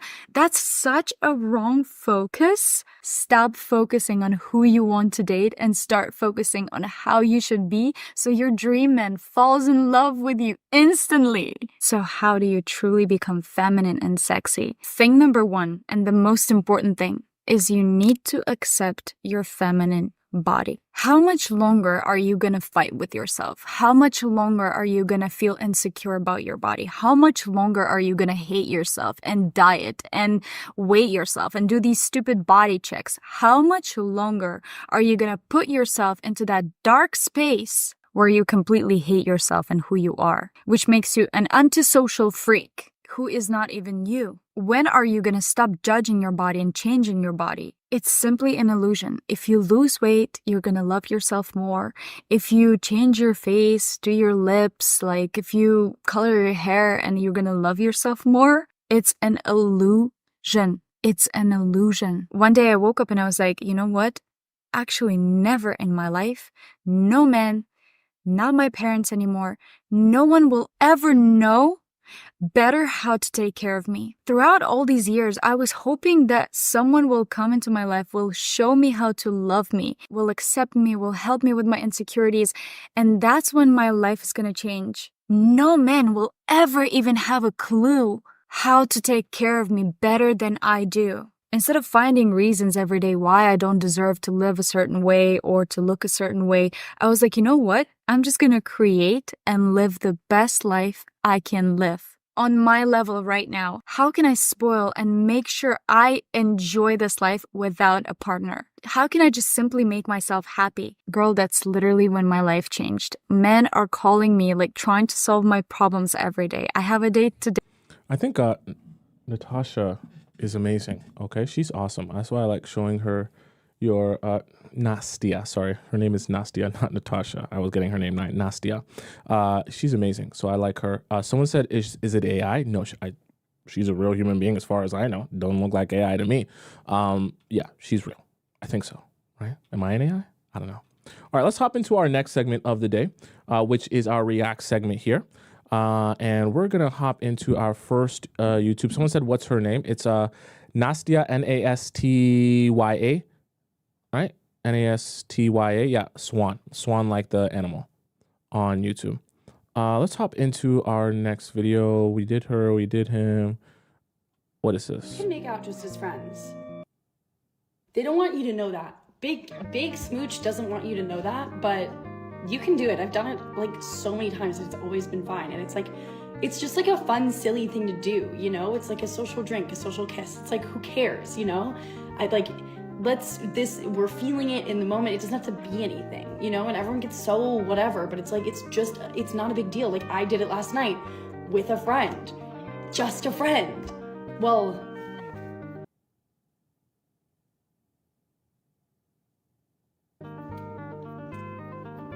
I guess, well, I mean, in this case, it was more like as coworkers. You can make out just as friends. They don't want you to know that. Big Smooch doesn't want you to know that, but you can do it. I've done it like so many times and it's always been fine. And it's just like a fun, silly thing to do, you know? It's like a social drink, a social kiss. It's like, who cares, you know? Don't do that. Okay. I'm not sure why you guys send this to me knowing this is going to make me upset. I'm not sure what any of these content creators are trying to accomplish. If this is not advice I think you should follow. Okay. I don't advise you to make out with friends for the plot. Okay. Please. Okay. These TikTok terms that I hear are going to make me go crazy. People start saying, you're the main character, do things for the plot. Don't do a damn thing for the plot. Do things for your happiness and the future of your happiness. What I mean by the future of your happiness, don't just think, oh, how do I make myself happy right now in this moment? Because your answer to that is going to be, how do I feel right now in this moment and what will bring me pleasure right now in this moment? I want you to start thinking of your entire life from the standpoint of how can I serve the future version of me, that when I'm in the future, I'll be able to look back on this present version of me and be happy with the decision I made, rather than having to make a present decision for you right now. And then in the future, you say, I should have made a different decision so I would have been happy now in the future. Okay? No more doing things for the plot. Okay? Sounds good in a TikTok video. I don't want you doing that. Please. If you have really unattractive people come up and approach you to talk to you and ask you out, you may be thinking about yourself, damn, is that what I attract? Like, am I on their level? You may take it personally, and I understand why you would. But I just saw a TikTok that kind of blew my mind a little bit, and this was a guy talking about this. He was saying, if you get more unattractive guys approaching you, it really doesn't have anything to do with necessarily how you look. It's more so they have nothing to lose. They've had tons of rejection their whole life. So rejection to them is, they don't really care about rejection. It's a numbers game to them. So they're just going to go up and approach as many pretty girls, and one of them has got to stick. If they don't rizz her up, that's fine. On to the next. They just go from girl to girl and just seeing which girl will take a bite, which girl will go for it. And it does work for. This is why I talk to you guys about different types of attention, because you can't get too hung up on oh, only ugly guys approach me to, just try to talk to me, or only ugly guys message me, or whatever the case may be. Because guys are going to shoot their shot in many different ways, in many different circumstances, for many different reasons. But if you start noticing a pattern in the type of guys you end up in relationships with, then that's something to take notice of, because then for whatever reason, you're tending to attract the same personality type when it comes to a romantic relationship. But when we're talking about what you just attract in general, guys that will shoot their shot, it can be all over the place. It's not necessarily representative of, whether or not you're, something's wrong with you. Are you following me, right? If you're an attractive woman, a lot of different type of guys will approach you. Now, what I will say is, depending on how you dress, so for example, if you dress like a tomboy, you're going to attract more guys who are into girls who dress like tomboys, which might inherently mean you attract more feminine men. Now, if that's what you like, perfectly fine. But if that's not what you're into, well, now we have a little bit of an issue going on here, right? Because what you're wanting to attract versus what you're outwardly presenting and attracting through what you present is misaligned, okay? So that's just something to take note of. This is how you're gonna become boy pretty and not just girl pretty. You know, the girl that all the guys love and really look like they're this video for men. I'm not showing you one day. You're going to find it if you even if you haven't That's what I look like when I make TikTok content. This is how you're gonna become boy pretty and not just girl pretty. You know, the girl that all the guys love and really look like they're for men. I'm not showing you one day. You're going to find it if you even if you haven't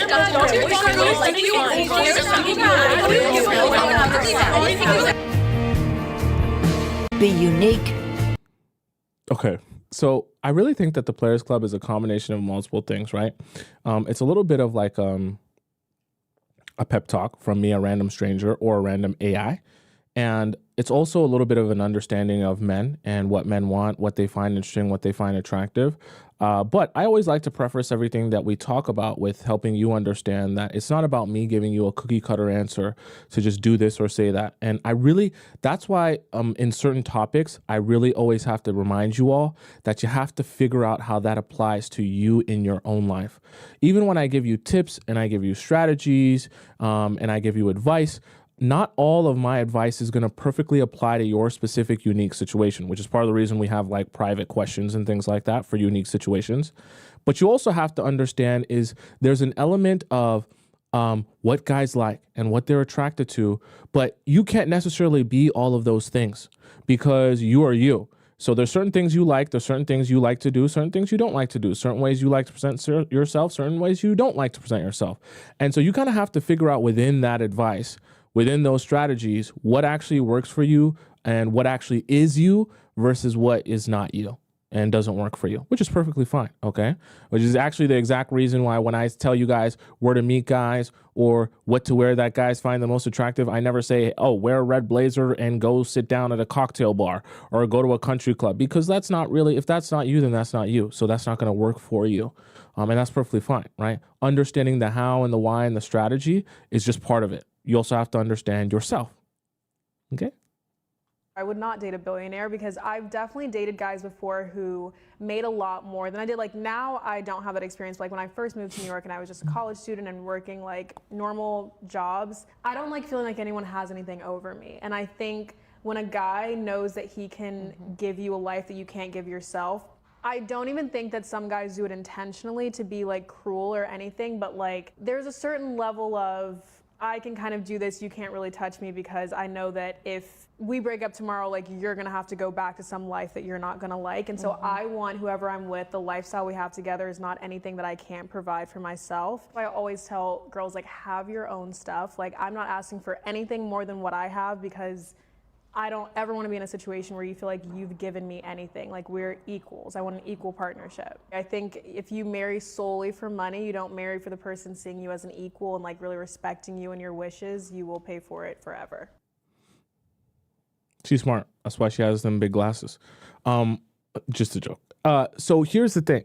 When it comes to dating really rich men, really powerful men, billionaire men, the last thing you want to focus on is money. The last thing you want to talk about is money. And the last thing you want to do is allow the money to control you. because that's what the really rich and powerful men get used to. They're smart enough to understand that most women are mesmerized by money. And they're also smart enough to realize that a lot of women have convinced themselves that a financial investment means an emotional investment. So they, instead of ever emotionally investing you, they just overly financially invest in you by paying for things. You're convinced that it means they actually are invested in you. And so you give them your own emotional investment as if he's actually emotionally investing in you when he's not. He's just financially investing in you because he can, because he has extra funds that are disposable. So then you end up investing in him and you get tricked, realizing that he was never actually into you. For those of you who are like dating, you like to date rich men, millionaires, maybe for some of you billionaires, really wealthy men, and you're dating a fairly attractive billionaire or millionaire man. I don't want to burst your bubble, but you have to understand there are plenty of beautiful women who have also thought that their beauty would be the thing that changes his mind and makes him want to settle down. And then what ends up happening is that guy knows usually that he's not actually having any plan of settling down. And he knows that he can use money to just control her for as long as possible, or mesmerize her for as long as possible, extract what he needs from her. And then after he feels like going and doing something else, he just disposes of her and goes and does something else. Okay. And then those girls are kind of left hanging high and dry, desperate, because they're thinking, but you were paying for my apartment. What am I going to do now? You were paying for my car note. What am I going to do now? You were paying for this and paying for that. I don't know how I'm going to return back to a regular life. So then they say, well, treat me however you want to treat me as long as I get the money. And then he says, okay, you can join my harem, my wheel of women that I have in my life, and I'll rotate you as I feel necessary. When I'm in Miami, I'll see you. When I'm in New York, I'll see this one. When I'm in LA, I'll see this one. And you just wait your turn until I'm ready for you. But you get the money. And then they say, okay, at least I get the money. Whatever. You want to be that girl he's crazy about? I got you. Come here. It's a 3-stage process. Stage number 1, you gotta look like somebody in his fantasy, okay? I don't care. I know it's gonna make you mad. It's not about looks. It's all about personality.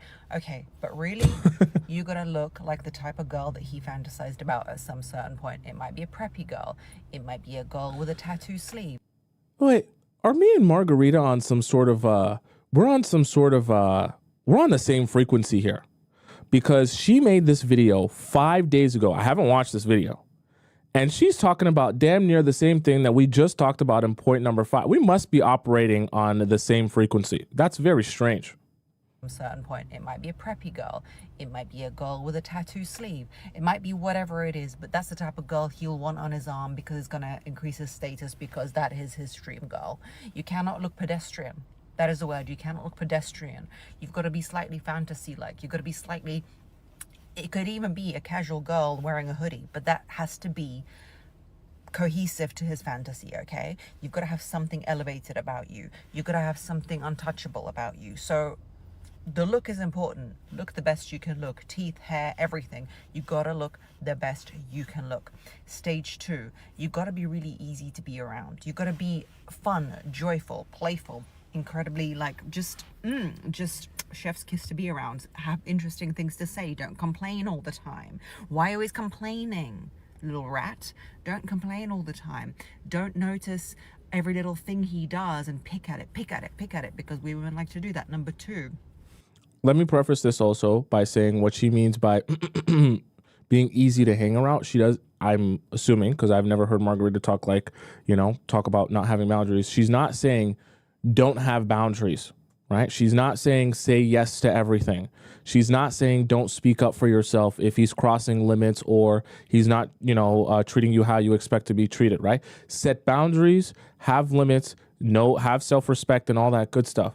What she's talking about, though, is when he's with you, if he's treating you right and things are going well, don't be so on edge about every little thing, right? Be someone that's joyful to be around. Now, if he's not treating you well, then you just withdraw rather than complaining while still being with him. That's one of the key elements that I think some of you guys are kind of mistaking.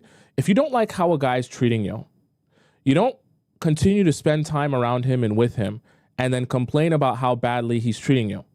If you feel that a guy is treating you so bad that he doesn't deserve your time, or he's not living up to standards, then you completely withdraw yourself from him until he shows you what you're ready to see.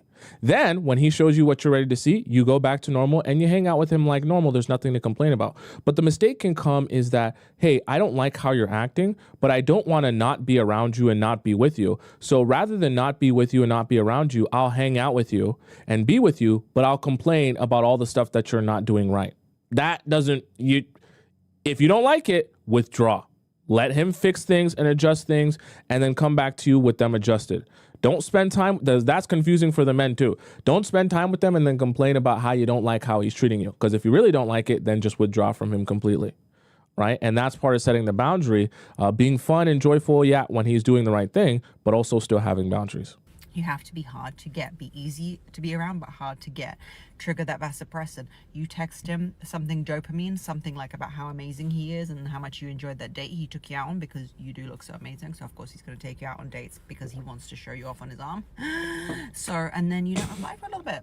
Vasopressin comes up, you know, he now feels like, wow, she's finally contacted me. You're creating that chase. It's not fake. It's not fake. Relax. It's not fake. It's real because you're actually busy. You've got a lot going on in your life because what? We're interesting. We want to be interesting. Yeah. So it's a loop. It's a circle. So that's number one, look amazing. Number two, be easy to be around. Number three, be hard to get. So it's always a chase, always like there's a game to it. Oh, I don't want to play games. Tough. You're watching this video, that's what you want, that's what you're gonna get. So those are the 3 steps to make. You want men to treat you right? You want them to crawl on glass and beg to sniff your butthole? You better understand the strategy to do so. If you don't want to learn a strategy, you think it's too hard, you don't want to play games, perfectly fine. Don't play no games. Go about your business how you want to go about your business. But don't be all upset and mad when someone who's been watching the Players Club and strategizing has your man on a leash because your man is hungry for her to take her out on a date, wanting to do absolutely anything that she wants, and she's not even paying him any mind. Then you'll be asking the question, what does this girl have that I don't have? She's not as pretty as me. She doesn't have a dump truck as big as mine. She's not, she can't hold a candle to me. Why do all the men want to chase after her but not chase after me? Because she bothered to learn the strategy and play the games, okay? You want to be natural. You don't want to learn the games. You don't want to do any of that stuff, okay? That's perfectly fine. Don't wonder why those women who understand how to do these things well take your man. Don't wonder. Okay, it's not going to be a coincidence. Avoidants seem like they don't care, but the truth is they feel everything deeply. Yes, avoidant people do pull away when things get emotional, but inside they feel shame, regret, sadness, like everyone else. The difference is that avoidants suppress those emotions, while other people talk it out or seek comfort. Avoidants will retreat into themselves. Avoidants do feel regret, and the regret hits them hard when they realize that they have pushed away people they care about, but acknowledging that regret feels like losing control. The same with sadness. The sadness is there, but instead of facing it, they will distract themselves or cut off emotionally to avoid the pain. Shame is one of the feelings that runs deep in avoidance. So they may feel they have failed relationship, but vulnerability feels risky, so they stay distant. For avoidance, healing begins when they start facing their emotions instead of hiding from them. That's when real growth begins. Remember, I'm an avoidant personality type, okay, for those of you guys who didn't know. So I'm actually kind of the perfect person to describe to you what it feels like to be an avoidant personality. When I say I'm an avoidant personality, part of me having to work on my relationships to be able to have good relationships is understanding that, like, I can't go too far into the extreme because that's just not going to work at a certain point in a relationship because it's not sustainable. So what I do now in my relationships is I make sure that I give myself some space to be my avoidant personality, but I also understand that that just doesn't come without limits. So let me give you an example, right? If I have a disagreement with someone and we're not seeing eye to eye, right? and my natural instinct is to be an avoidant and take a step back from that person. I will, talk to the person, help them understand that this is my personality, this is how I usually respond to things. But I'll also let them know that I only need a very finite amount of time to be an avoidant. And then as I gather my thoughts and how I want to present myself and I work through those things, I can come back to you with ready to have this conversation in detail and talk about everything that we need to talk about. But I have to have the space to be able to withdraw, be my avoidant self just for a little bit, maybe for a maximum like 1 day, maybe 2 days. And then I can come back and I can have a clear conversation with you and feel like I got my chance to be an avoidant. Because the worst thing for me as an avoidant is to feel like I'm being suffocated by someone who is anxious, right, at my avoidance, or someone who just is trying to force me to not be an avoidant. That's the worst way to deal with me, because that I will never be able to respond to that. So part of being an avoidant for me in a way that actually can work in a relationship is understanding how I respond to things and then managing that response in a way that can that I can come to a compromise with other people, right? Does that make sense? Which is kind of the whole idea. Like your attachment style is part of your personality, and it's not going to really change that much. And so you kind of have to understand how to work with the person that you are rather than trying to work against that. So just a little bit of a tidbit of advice for those of you who are either avoidants yourself or maybe you might be dealing with an avoidant. Okay, right? Being claustrophobic is the worst feeling. Someone said flower, avoidant equals claustrophobic. I feel claustrophobic emotionally very easily. Okay, this is an always come back story. So I am a retired lover girl. I'm still a lover girl. I'm a hopeless romantic, but I dated a guy over the summer who just completely annihilated my heart, completely hurt my feelings. Like, he's hurt my fucking feelings. He's the firefighter. We will always and only ever refer to him as the firefighter. He was a firefighter. So we're dating. Don't they say that one of the top cheating occupations is firefighter? I don't know. I think I seen that stat somewhere. Maybe I'm tripping. Don't they say that that's one of the top occupations that cheat is firefighter? We went to middle school together and high school together. I didn't really know him. He knew me. He created a whole lore, a whole story about the first time he ever saw me. And he shared this story multiple times. Once to my father, the other time to his family. So yeah, it's a really intense relationship. We're moving very, very quickly. I thought we were matching energy. I thought we were matching each other's freak. I thought we were both just yeah, let's risk it for the biscuit. Let's go in. Let's do the thing. Let's share our hearts. I don't know why I thought that was a good idea. He felt really safe. I felt that he was really, really, really, really into me. And I was also really into him. I felt like he liked me more than I liked him. He also was insecure. Now looking back, there were so many signs, phrases that he would say that I was like, you feel insecure about the man that you are in relation to me. We're the same age. I'm in a good place in my life. I'm financially secure. I'm a financially secure woman. I have a mortgage. I pay a mortgage. How much do firefighters get paid? Don't they get paid good money? How is he not financially secure as a firefighter? What's going on here? I pay all my bills. I have a retirement.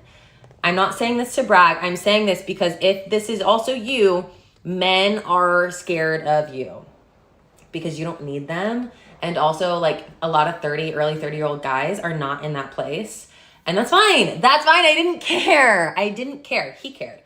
So he would say so many things I don't even want to share them because they're so ick-worthy. But at the time, I was in love with this man. I was okay, whatever. We learn. He broke things off with me. The switch up was crazy. The way this man switched up on me. And I know exactly what it was. I know the very subtle, almost unconscious way that we both did this thing. He was really sick for 2 weeks. And I had seen him through his sickness. We went to the pool one day, and then the next day he was like, well, let's go to my pool. He's still sick. I go, and he's like, man, I think I need to go lay down. So we left the pool. We go back to his apartment. He's like, I think I'm going to shower. And he's just I don't feel good. But I'm okay, damn. But I'm like being understanding. He's like, I'm gonna take a shower. I was like, okay. So I'm like sitting there, and he gets out, and I was like, yeah, I'm gonna go. He was like, and if I want somebody to stay, I say, no, I want you to stay. If he wanted me to stay, he could say, no, you should stay. So he was like, okay. I leave, kiss, feel better. He texts me, are you mad at me? No, I'm not mad at you.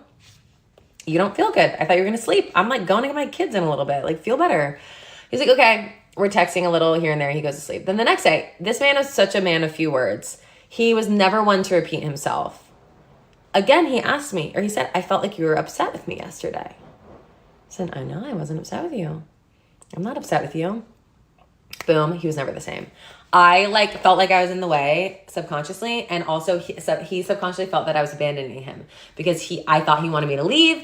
He didn't want me to leave, but he couldn't say he didn't want me to leave. He wanted me to take care of him. He wanted me to be his fucking mommy. I didn't do This is exhausting. that. His avoidant like thing was triggered somehow. Something happened. So it's like a week of hell. He's just being. See, but she's also adding in it's not just avoidance. She's also adding in like the process of not being able to like tell someone what you need in that moment. You understand what I'm saying? Like being an avoidant, yes, like that's kind of like your trigger response to certain situations. But not being able to communicate what you actually need in a moment. Like, for example, I'm feeling sick because I'm stressed out at work, right? So it has nothing to do with you. It's just, just a stressful feeling that I just need to get my mind off. So I don't want you to leave. The reason I'm acting weird, it has nothing to do with you. Like, that's just being able to articulate your feelings. The avoidant thing is not the same as not being able to articulate your feelings. You know what I mean? Just being weird. He's like, I don't know what's happened. I feel like I've shut down. He would not communicate with me. I was like, okay. Now I would have been like, you have fucking 24 hours, buddy. And we need to talk or bye. Bye. I was being hopeful. I was being sweet. Anyway, he sends me a long. That's not the way to go about it with an avoidant, but let's go on. I know we're not all perfect. So long text message, not a phone call. Long text message breaking things off. All I said. The limits and the constraints with an avoidant will only make them feel more suffocated. That's honestly the worst thing you can do with an avoidant. When they want to be an avoidant, you say, perfect. Take as much time as you need. Go for a walk. Go for 3 walks. Go for 30 walks. Do what you need to do to be able to feel good. And when you're ready to talk to me, you can talk to me. And you literally leave it there. That's how you do an avoidant, or you work with an avoidant. Because then I guarantee you, once you give them the space to make them feel like they don't have to come back to you at any particular time and there's no stipulations or you're not nervous or anxious yourself, I guarantee you it takes way less time that way. The moment you start to try to squeeze and suffocate them and put the boundaries on, do it this way and talk to me, that I guarantee you you're just going to get more avoidance. Say was, all right, I'm going to miss you. But it was like long. I said, all right, I'm really going to miss you. That was it. We have a series of like a little bit back and forth here and there. He like needed to get a couple of things. I had a key to his fucking apartment. He's like, can I get my key? 6 weeks go by. I'm so sad. I'm not well because my bell got rung. My bell was, I was so surprised. I didn't think it was going to be him. I didn't think that was going to happen. I'm so upset. I never cried. I never once shed a single tear, but I was really upset. And so 6 weeks go by, boom, on the dot. He unblocks me. He blocked me on TikTok. He unblocks me. Hey, I hope you're well.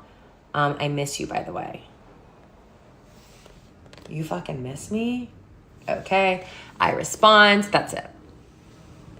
We have a series of back and forth on Instagram. Where he basically says like he was not doing well the whole time. He had to like delete my phone number because he was afraid he was going to blow me up or something. And then one of the last things we said to each other, he was like, I was just thinking about you. And I said, well, any prevailing thoughts? That's what I always say. Anybody's like, I was thinking about you. I say, any prevailing thoughts? Share with the class. What are you thinking? And he said, oh, just the standard, mess up a good thing when you have it. That healed me. I've been free ever since. That healed me because I was like, okay. I just said, glad you're aware. Moved on. So anyway, they always come back. You never take them back though. when they come back. When they come back, you let it heal you to know that you are loved, cherished, worthy of love, lovable, enjoyable. They're fucking idiots.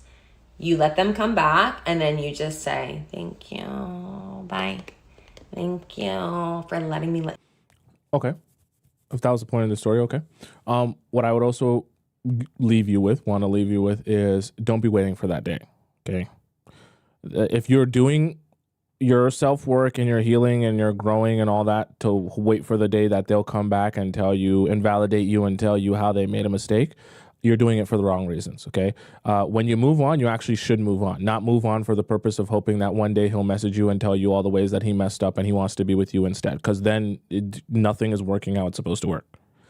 So it's great that she got her closure, her healing moment, but your healing moment shouldn't be based on whether the guy who disrespected you or treated you badly validates you by telling you he treated you badly. Like, don't be waiting on that day to come. Just a waste of time. All right.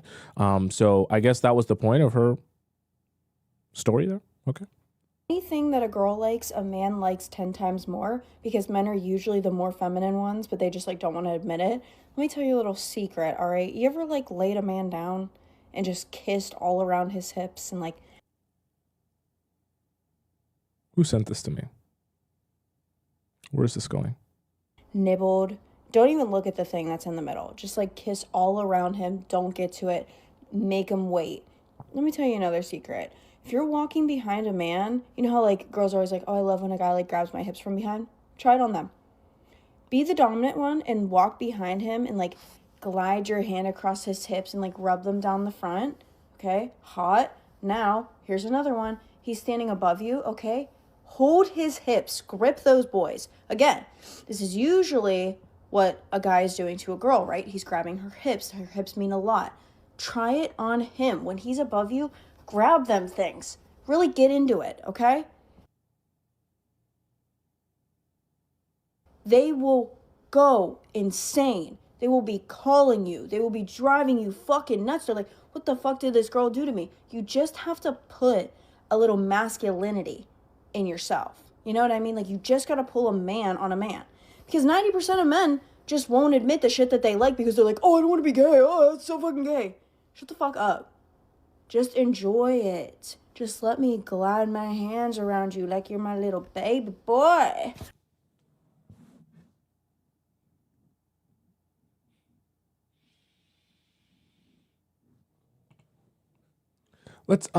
We're gonna watch that again. Let's see if she's actually cooking, because I'm not. Okay, we'll watch it again. Okay. Anything that a girl likes, a man likes 10 times more, because men are usually the more feminine ones, but they just like don't want to admit it. Let me tell you a little secret, all right? You ever like laid a man down and just kissed all around his hips and like nibbled? Don't even look at the thing that's in the middle. Just like kiss all around him. Don't get to it. Make him wait. Let me tell you another secret. If you're walking behind a man, you know how like girls are always like, oh, I love when a guy like grabs my hips from behind? Try it on them. Be the dominant one and walk behind him and like glide your hand across his hips and like rub them down the front. Okay, hot. Now, here's another one. He's standing above you, okay? Hold his hips, grip those boys. Again, this is usually what a guy is doing to a girl, right? He's grabbing her hips. Her hips mean a lot. Try it on him. When he's above you, grab them things. Really get into it, okay?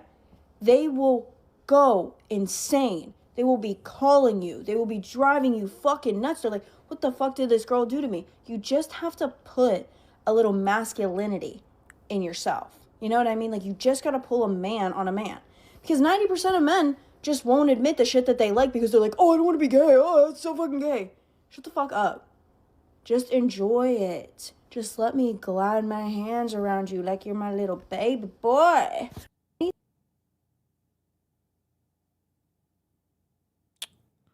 Let's skip this TikTok here. Let's go to the next one. People would rather protect their options than the relationship that they're actually in. They would rather leave the ex on social media that's causing problems and issues than to take them off. But as soon as y'all break up, they're going to block you and do all this other shit. And if you bring this to their attention, all they're going to say is that you're being insecure.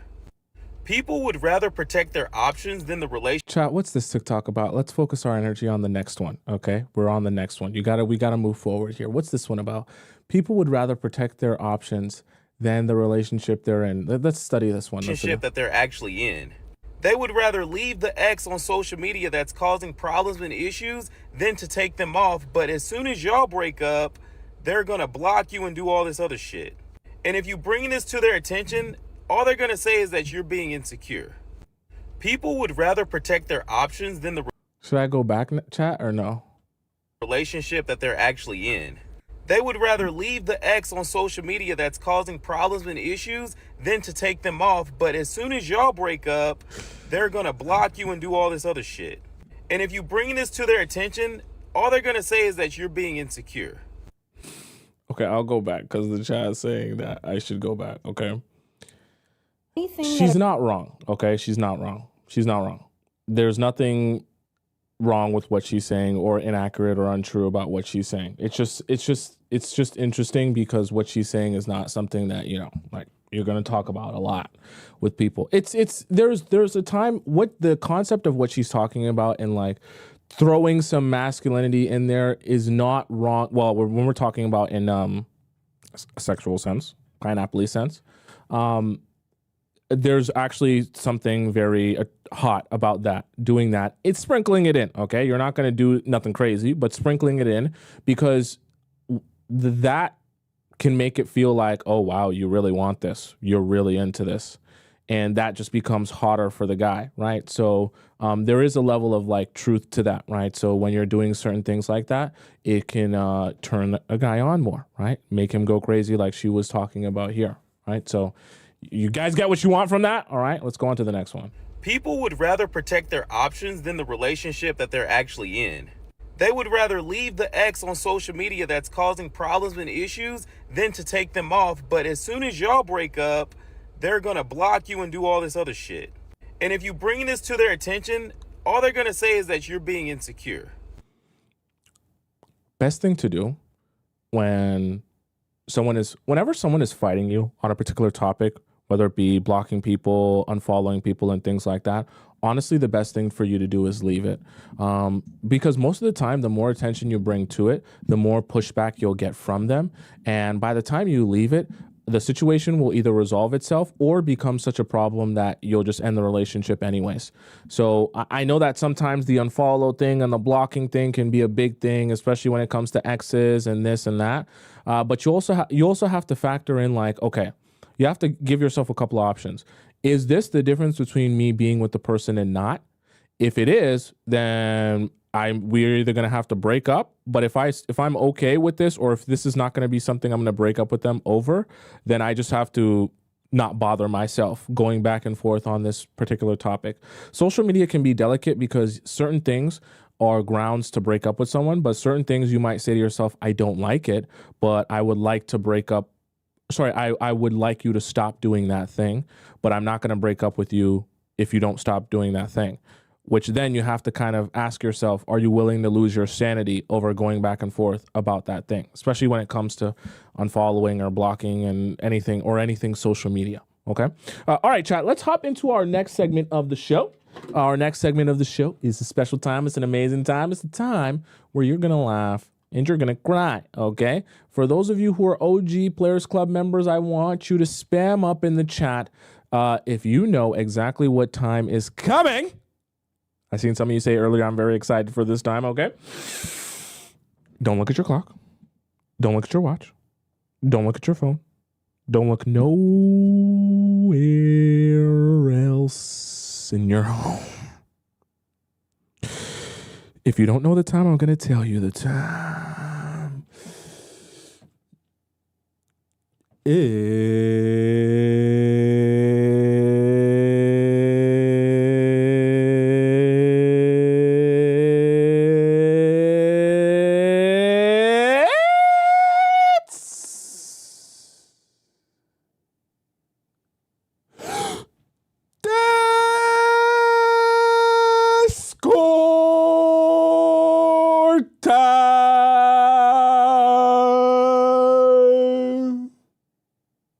Yeah, Okay, chat. Let's hop into our Discord section of the show.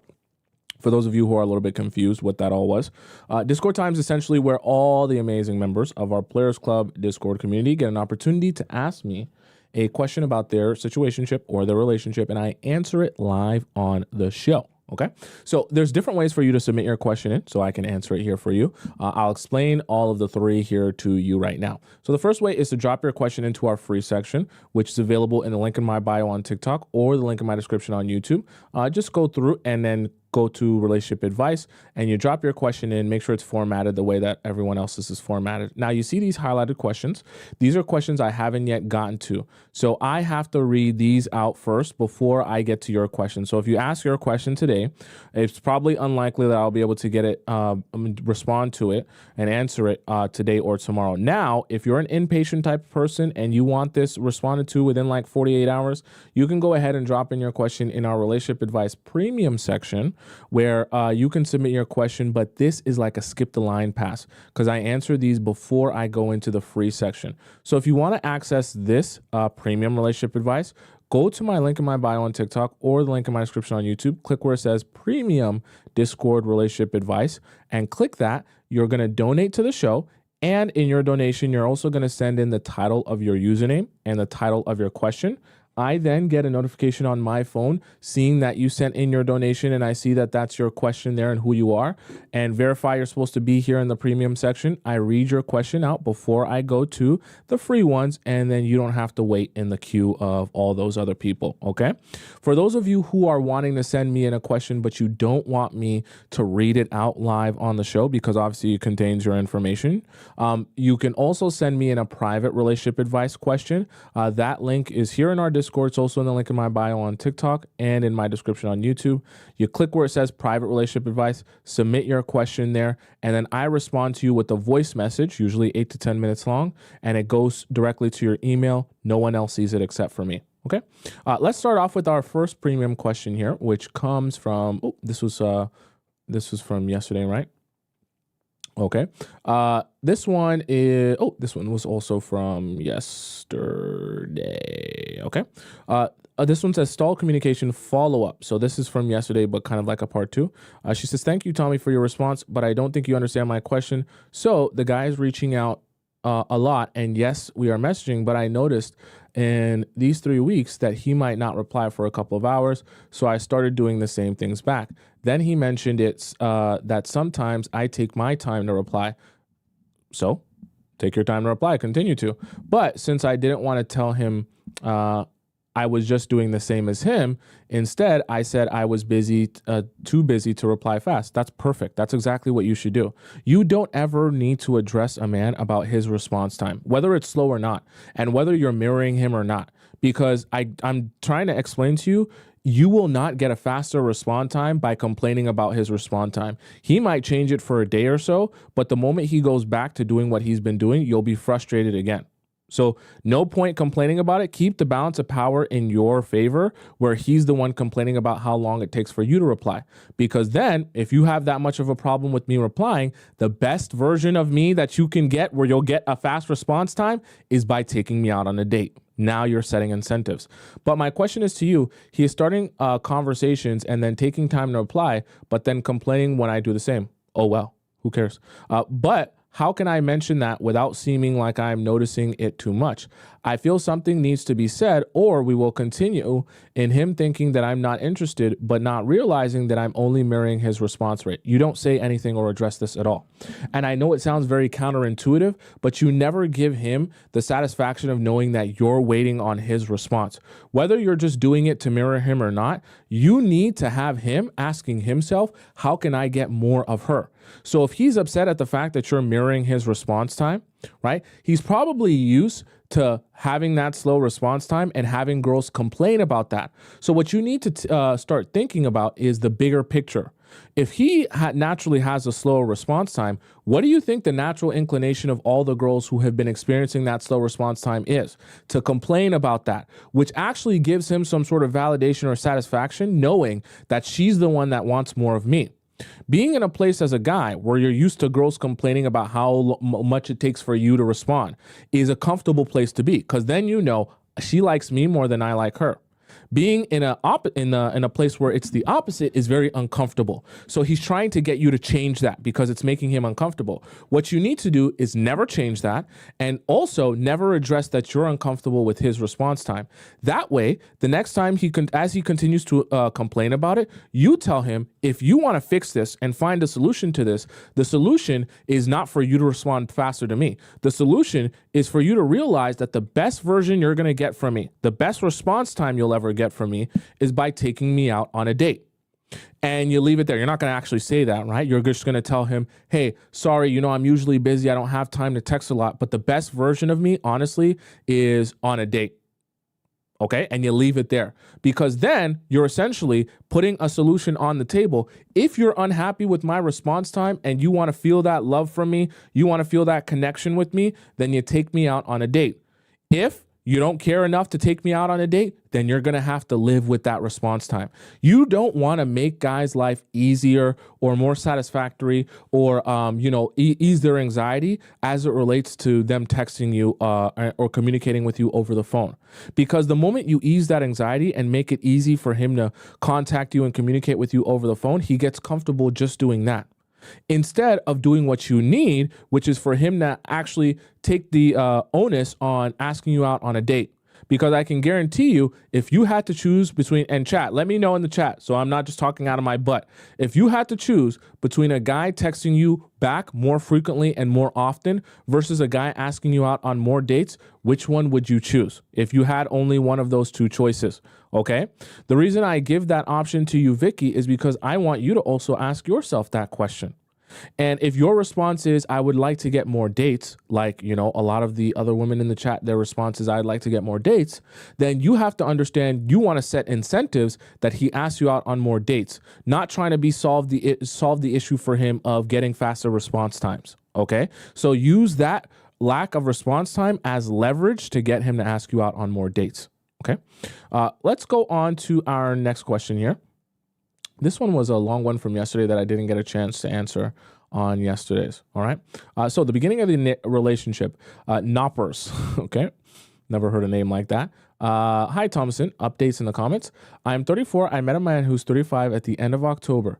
We've been on many dates, coffee, walks, restaurants, the cinema, Christmas market, pastry shops, etc.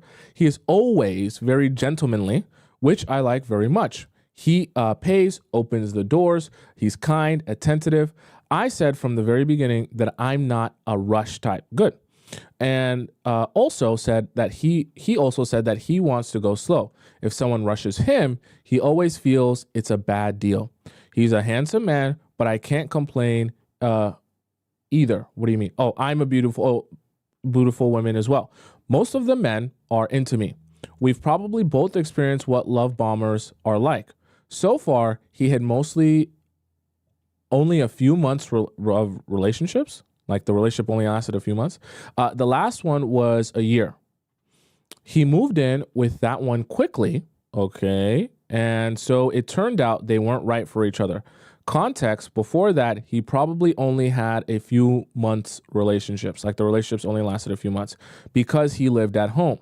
We live in a small European country. We have to live with our parents for a couple of years in our adulthood if we want to buy our own house. I'm in the same situation now, so I understand anyways. Renting is expensive though. I lived separately from my parents with my exes for 11 years, and I moved back 2 years ago. Now he lives alone. He bought the house. I didn't yet. I had a 6, a 2, and a 5-year long relationship, and a 3 months one. I knew him for years. And this is new and all. What? And this new and that is all. I don't get what you mean by that. I don't care about casual flings. I'm a bookworm, serious one. Also, lost my place here. Also, just for the fuller picture, the problem in his previous relationships was that he didn't desire pineapples as much as those women. Okay? We discussed this nicely. It doesn't really bother me. I've had both relationships where there was a lot of pineapples, no better than where there was less.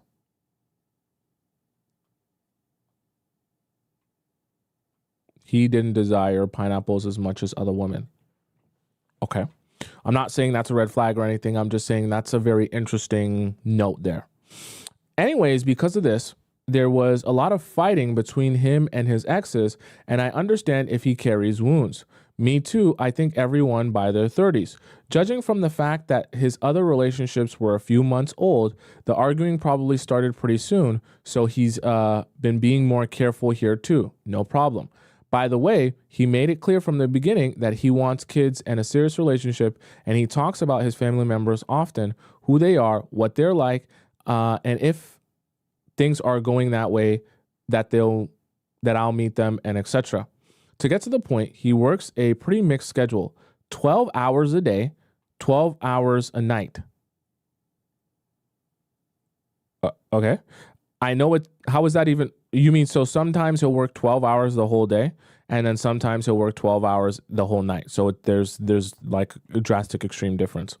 I know it's exhausting, but from the very beginning, we have only had one date a week.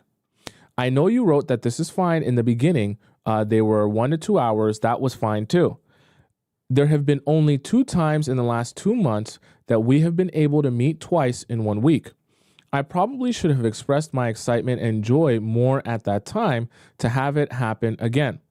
I'll add that I may be at fault here because I may, you're not sure, have mentioned at the very beginning that I'm tired of meeting people on a weekday. But again, I've had feelings for him since then, so I like to see more of him. True, the last few dates were several hours long. By the way, we are almost neighbors. Okay, wow, okay. So it's not hard to set up a meeting.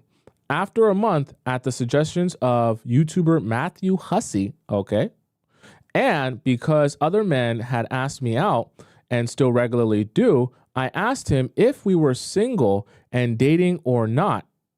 Matthew Hussey advised you, I'm assuming you're talking about through his videos, to actually directly ask him if you're single or dating.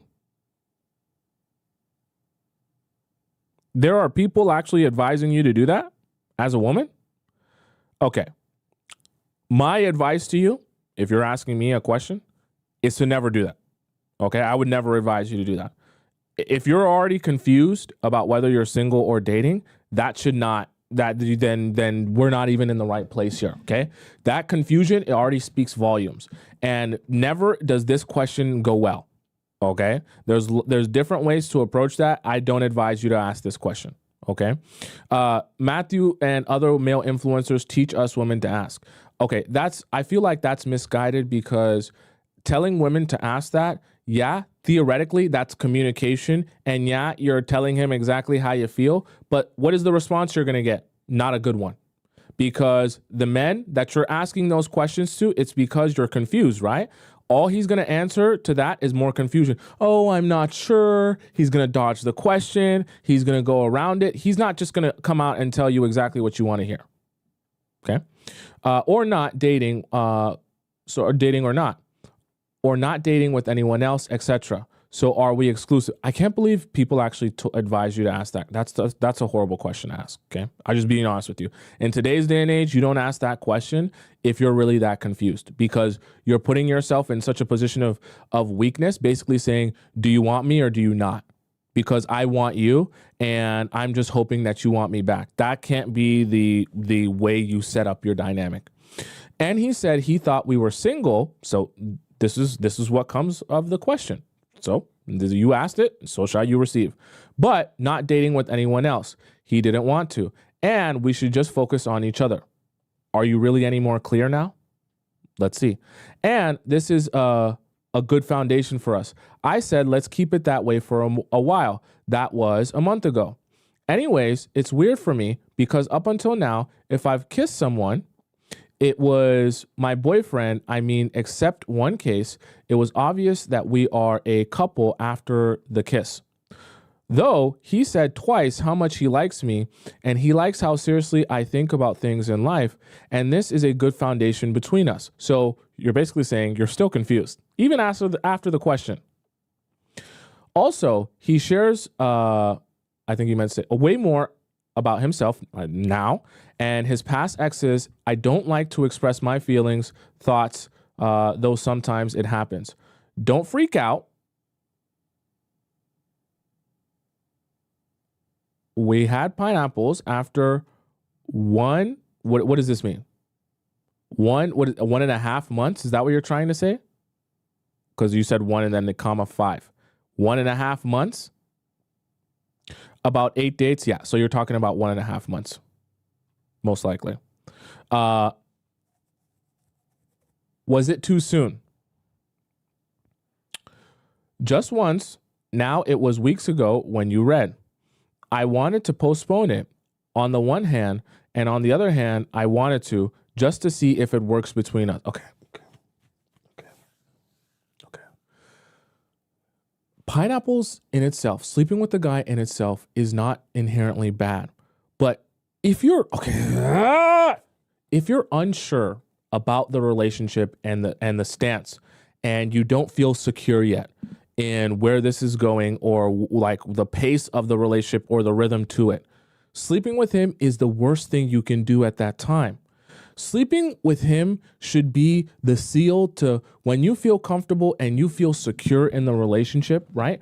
And you actually feel like you know where this is going. That's the time to sleep with him. Not when you're in the midst of all of your confusion, right? And I get it that you wanted to. I get you have urges. We all have urges and desires. That you're just a human being. But like you can't say to yourself, I'm very confused and unsure. So in the process of my confusion and unsureness, I'm going to sleep with you as a way to provide myself clarity. You will never get clarity from sleeping with a guy, right? You're not going to get the kind of clarity that you're looking for, right? The type of clarity you'll get is the clarity of, realizing that maybe he doesn't actually want to be with you for real. Okay. And I'm not saying that to be mean. I just want you to understand in a state of confusion, the solution is never sleep with him. I just have to be very honest about that. I was in the mood, exactly why I say get you a Tracy's dog, vacuum that thing out of you, okay? Slurp that thing out of you, penetrate it out of you, okay? If you're ovulating, don't even go on the date, reschedule the date, because if you're going to say that that's going to control your decision making, especially when it's something as important as the way he views you or the future of your relationship, go ahead and avoid those days. If the ovulation monster really gets a hold of you. I really mean that. Anyways, he was so wonderful, kind. Afterwards, we had a long, deep conversation, mostly him talking. So I can't say I regret it. So then what's your question? I have to know that I have not slept at his place and I don't plan to.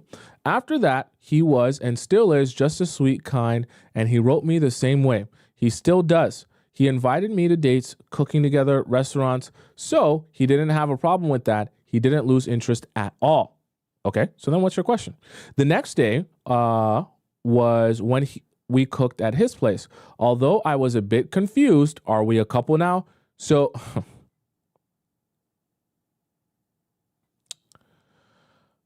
like I mentioned to you earlier, if you're thinking that sleeping with him will provide you clarity, it won't. And lo and behold, you slept with him and you're still wondering, what are you? What have we learned here? What have we learned here? Sleeping with a man is never going to provide you the clarity on your relationship that you think it will. Okay? So if you're confused about what you are, sleeping with him doesn't seal that. And that's exactly what happened to you because you're still confused whether you're a couple or not. He doesn't really have any friends to introduce me to. So once again, one of the main things I talk about is not meeting a guy in isolation. We should actually have a whole show about that. Because I'm realizing a pattern. You don't want to meet men in isolation, meaning you don't only want your experience of them to just be him and you.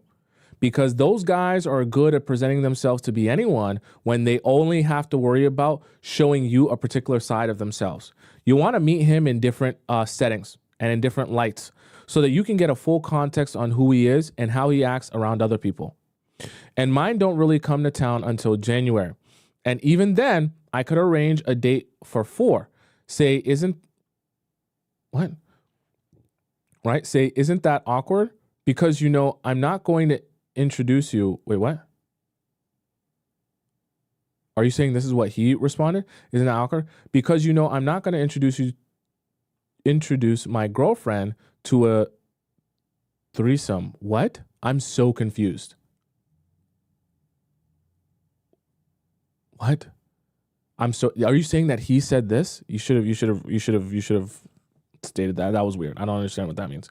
On our cooking date, by the way, he tried pineapples again, but I stopped him.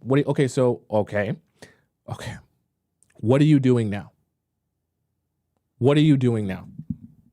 Because now I feel like you're very confused. You slept with him already now. Now you're going back and saying you don't want to sleep with him? Are you feeling like things aren't working how you want them to work?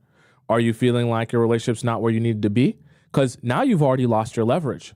So you're saying you stopped him from sleeping with you. So why did you sleep with him the first time? Because now that you're saying you want to stop him from sleeping with you, you've already done the thing. So your leverage is gone. You're not holding any leverage by stopping him now. I'm not saying you can't choose to say no, but what I'm saying is now we're having a lot of imbalance here. Like, what are we doing here? Then he asked me if I wasn't in the mood. I said, I sure am. Everyone's confused. This rest of this message is probably going to be confusion now. And I really enjoyed the last time, and it was nice to get close to him. So what then? Everyone's confused. He said it was nice to get close to me too. I didn't regret it. He was relieved that I didn't regret it. But I'd like to slow down a bit. Let me take a stretch. Let me take a stretch. Because I don't want to get too upset. Okay? I don't want to get too upset because your message is upsetting me. I'll be honest with you. I know you're just being honest, but your message is upsetting me. Okay? I'm going to take a stretch so that I can realign myself. Okay? And be in the right mental state to answer your question, please. All right.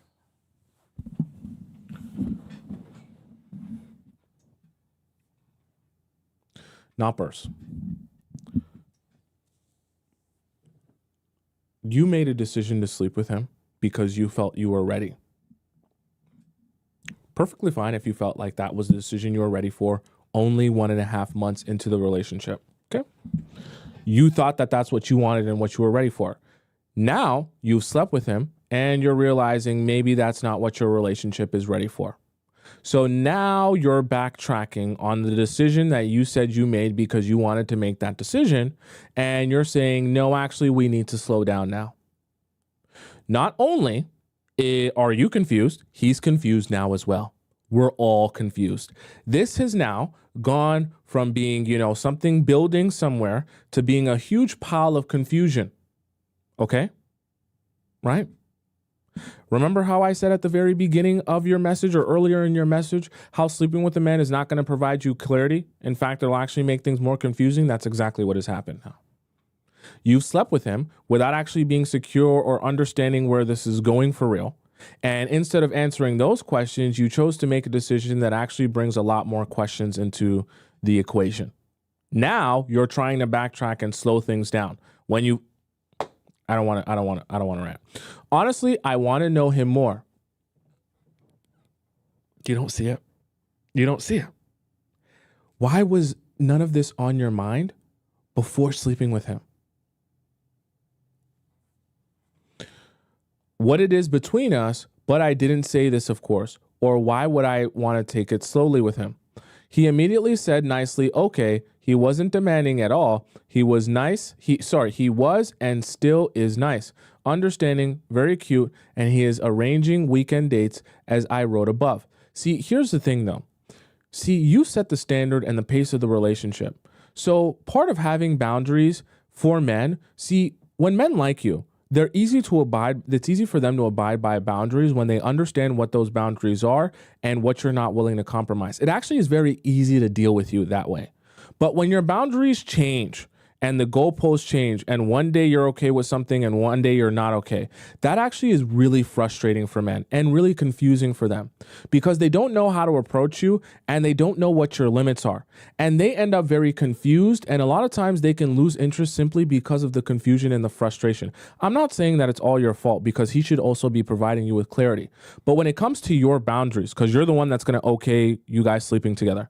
When it comes to your boundaries, and one day your boundary is, oh, we can sleep together. Then another day you want to take it slow and you don't want to sleep together.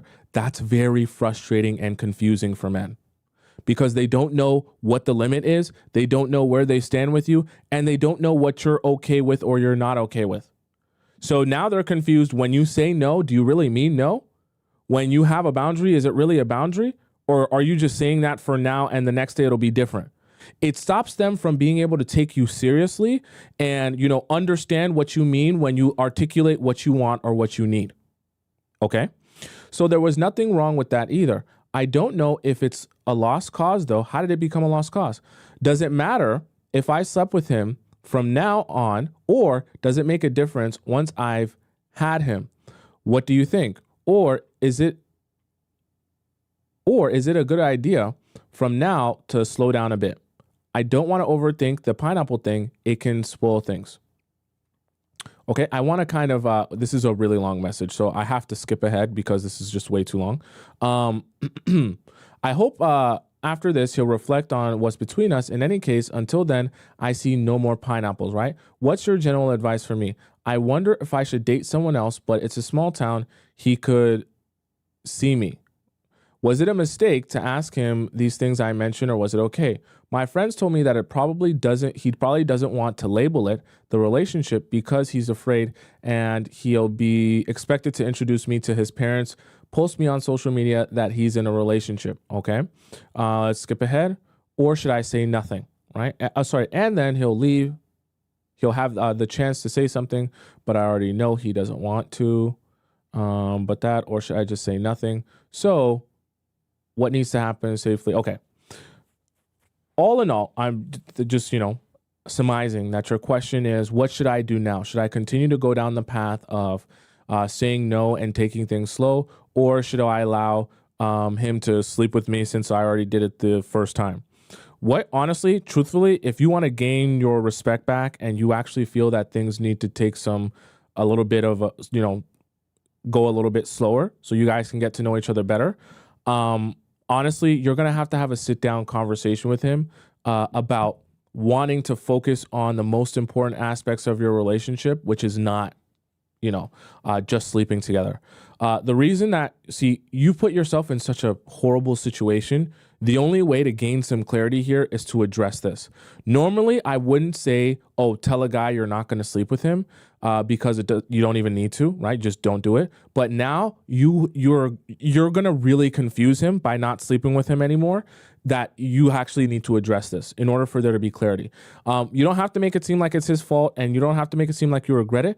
Just make it seem like, hey, I want what's best for both of us, and what's best for both of us is for us to focus on all of these amazing parts of our relationship, because I just feel like that will actually help us get to where we want to go. Got to make it seem like a team thing. Okay. That way he's not confused when it comes to trying a move on you, afterwards, that, he's thinking, oh, maybe we're going to do it this time, but now you don't end up doing it, because that can become frustrating if that happens too many times. My advice to you, though, in terms of after you have that conversation with him, is allow him to show you how much he wants you and wants to be with you. If he's not showing you a lot of that, if he's showing you a lot of uncertainty, if he's not trying to introduce you to his friends or introduce you to his family, then you let it be. What I mean by let it be is you can't continue to harp on it, especially when he's not taking action on it. So what you're starting to notice is, yeah, we're spending time together, but there's not really a lot of action in terms of progressing it farther than just us spending some time together. And now you're starting to question what this relationship really is when there's no progression towards anything except for spending time together. Okay? Not that he treats you bad or anything, but there's supposed to be a progression towards meeting friends, meeting family, and some sort of plan or course of action forward. And the sleeping with him has kind of put a wrench in that, where you've now slept with him, but you're like, I don't see the course or path forward. So now you guys need to recalibrate, and you need to kind of set that stage of, yeah, we're going to be focusing on the other aspects of our relationship, and you really need to stick to that. Okay.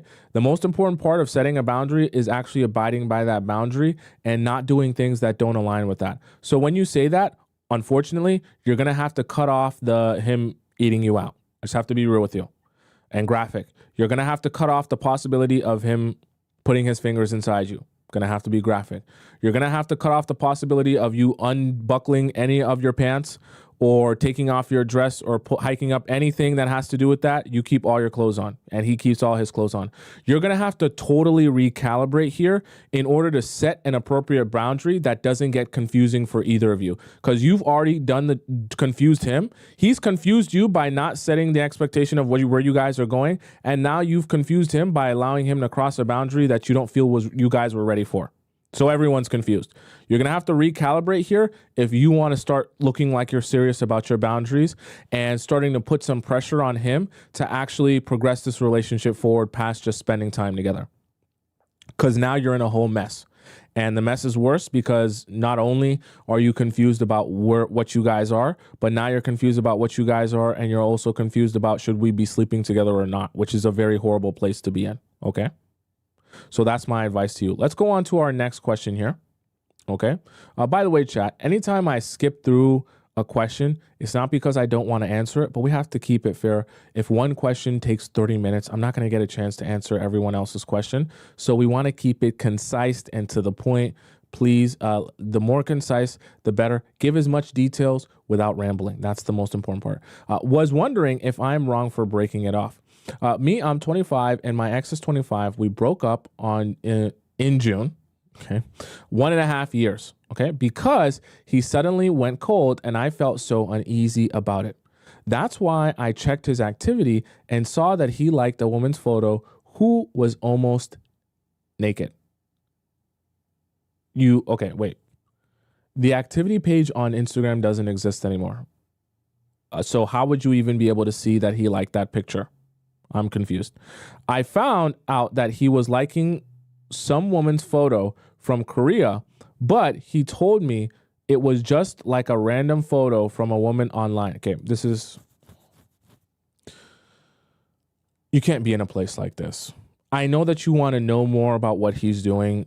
When you're, chat, I don't know how else to say this, but you just look very weak and very just needy and desperate when you're talking about the people's photos that I get it, it's 2024 and liking photos is a thing.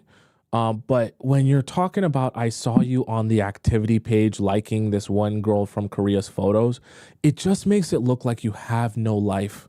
Like there's no other way to shape that in a way that sounds like, like you're a queen type of energy, like you have things to do. When you're talking about what you saw him doing on the activity page of Instagram, it just looks like you have no life. And it doesn't send the right message that you want to send to men, that you want to be desperately wanting you and wanting to pursue you. It never does. Okay? Right? And I get it. It doesn't feel good. And I get it. It feels disrespectful.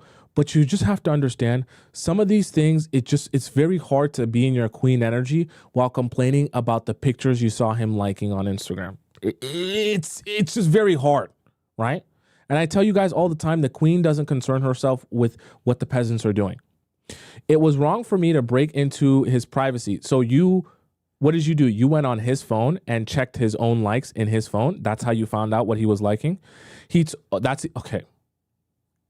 If you went into his phone to check his activity to see so that's what you did. I see what you did now. You actually went on his Instagram. You went to his activity in his Instagram profile on his phone.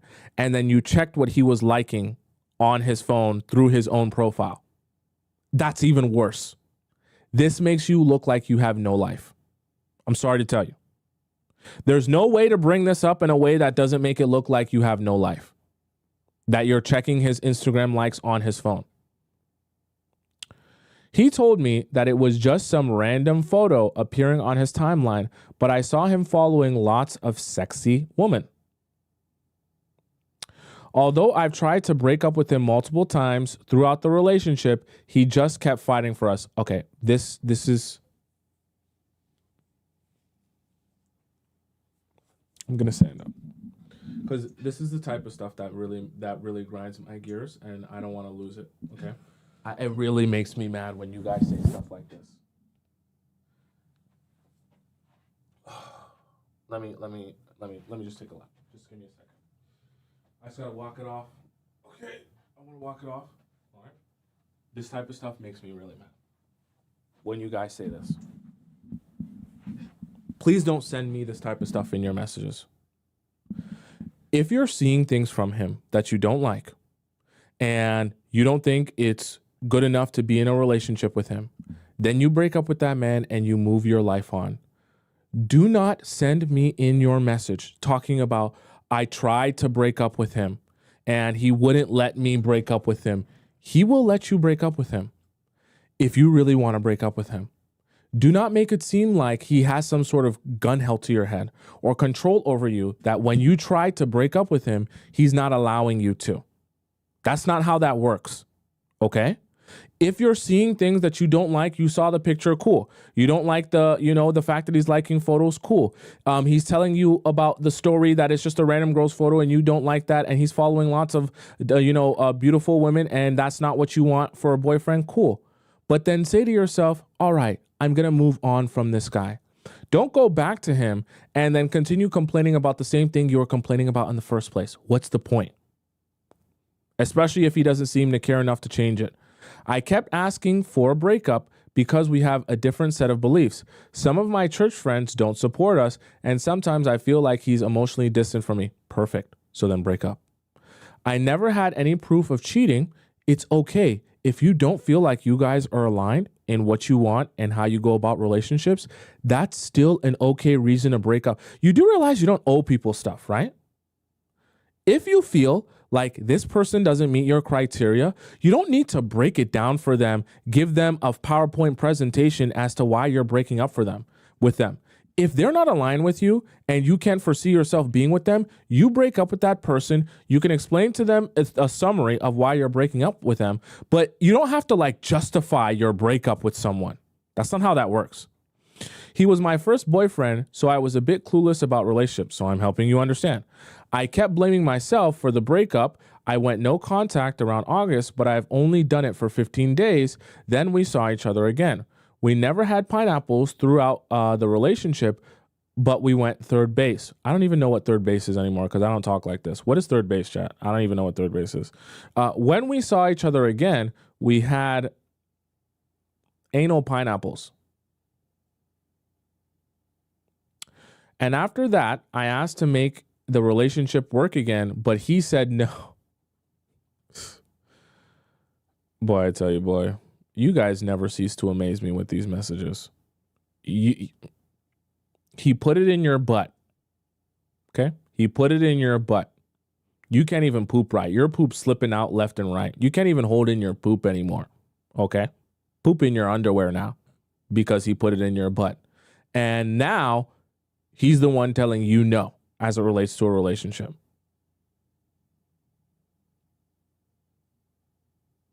You're sitting here on the toilet because every poop is now diarrhea because you can't even hold it in, and you still can't get a relationship out of that man.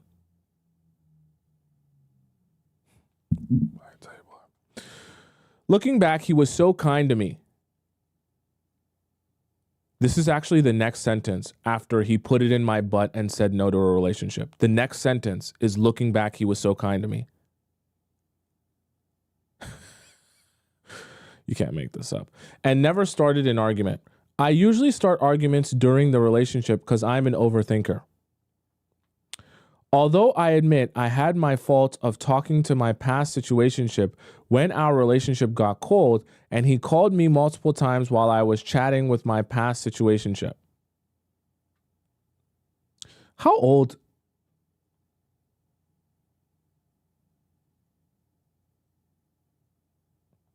I wasn't able to answer his call because my phone was on DND and sleep mode.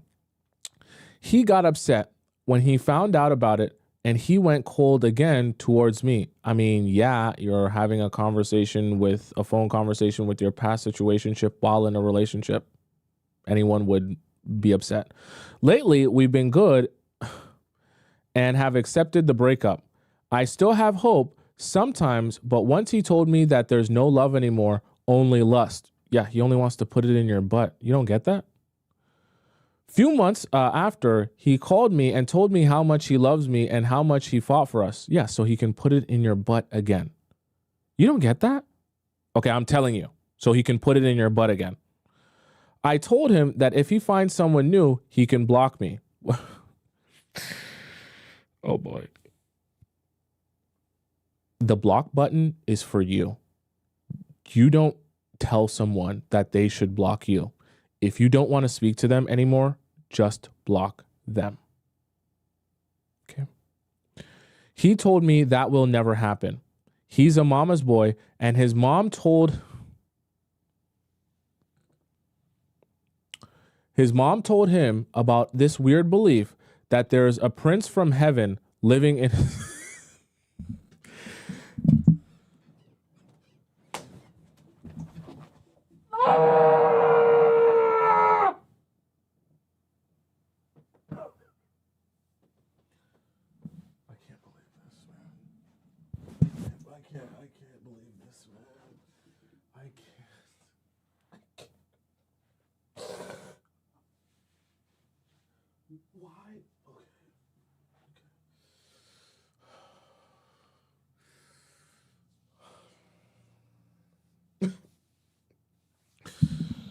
I need a second, chat. I'm not gonna lie to you. I need a second.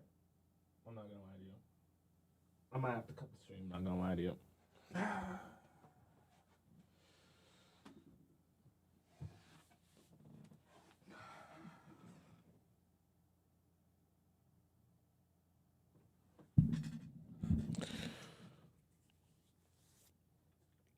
There's a prince from heaven living in his body.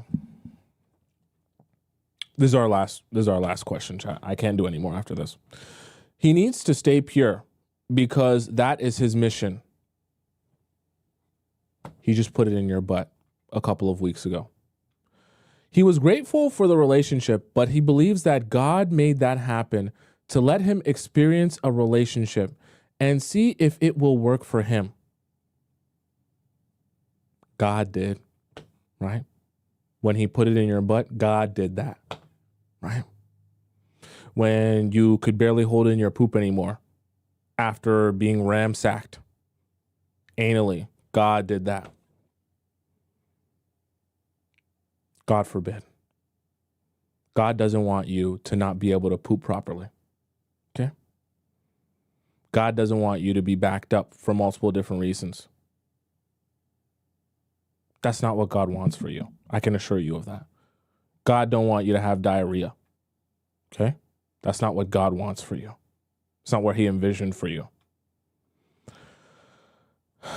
I told him that I was hurt when he said I'm just an experience for him. He assured me that he cherished me and I'm the only woman in his art.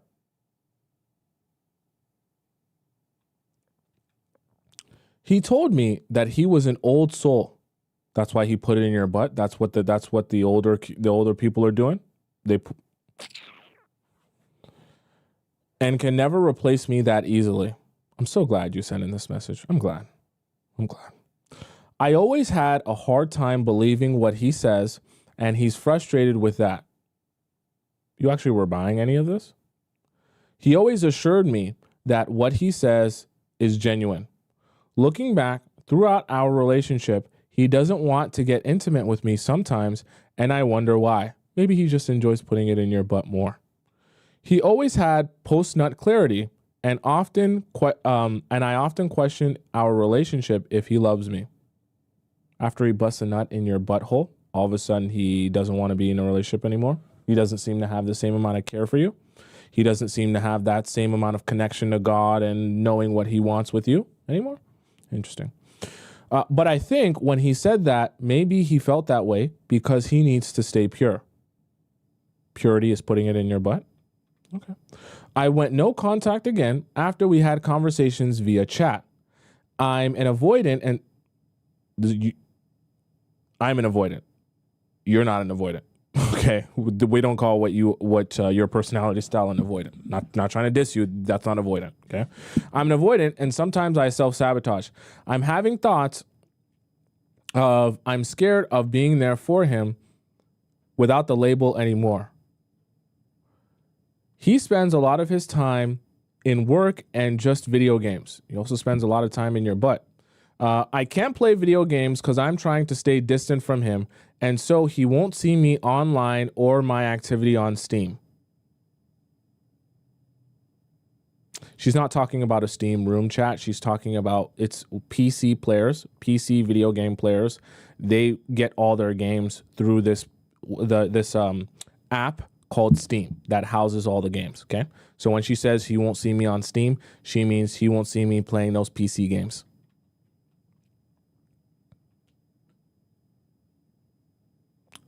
Looking back, he's a bit feminine because he grew up with a single mom. Whenever I tried to leave, he would do the stuff I wanted him to do. So what, did you ask him to put it in your butt? He was different at the start. He put in a lot of effort. He also put it in your butt. So there's that. I still love him even to this day, but I was wondering if he will ask me to make the relationship work again. This is actually your question. Should I accept him or should I just move on? Should I cut him off or can we remain friends?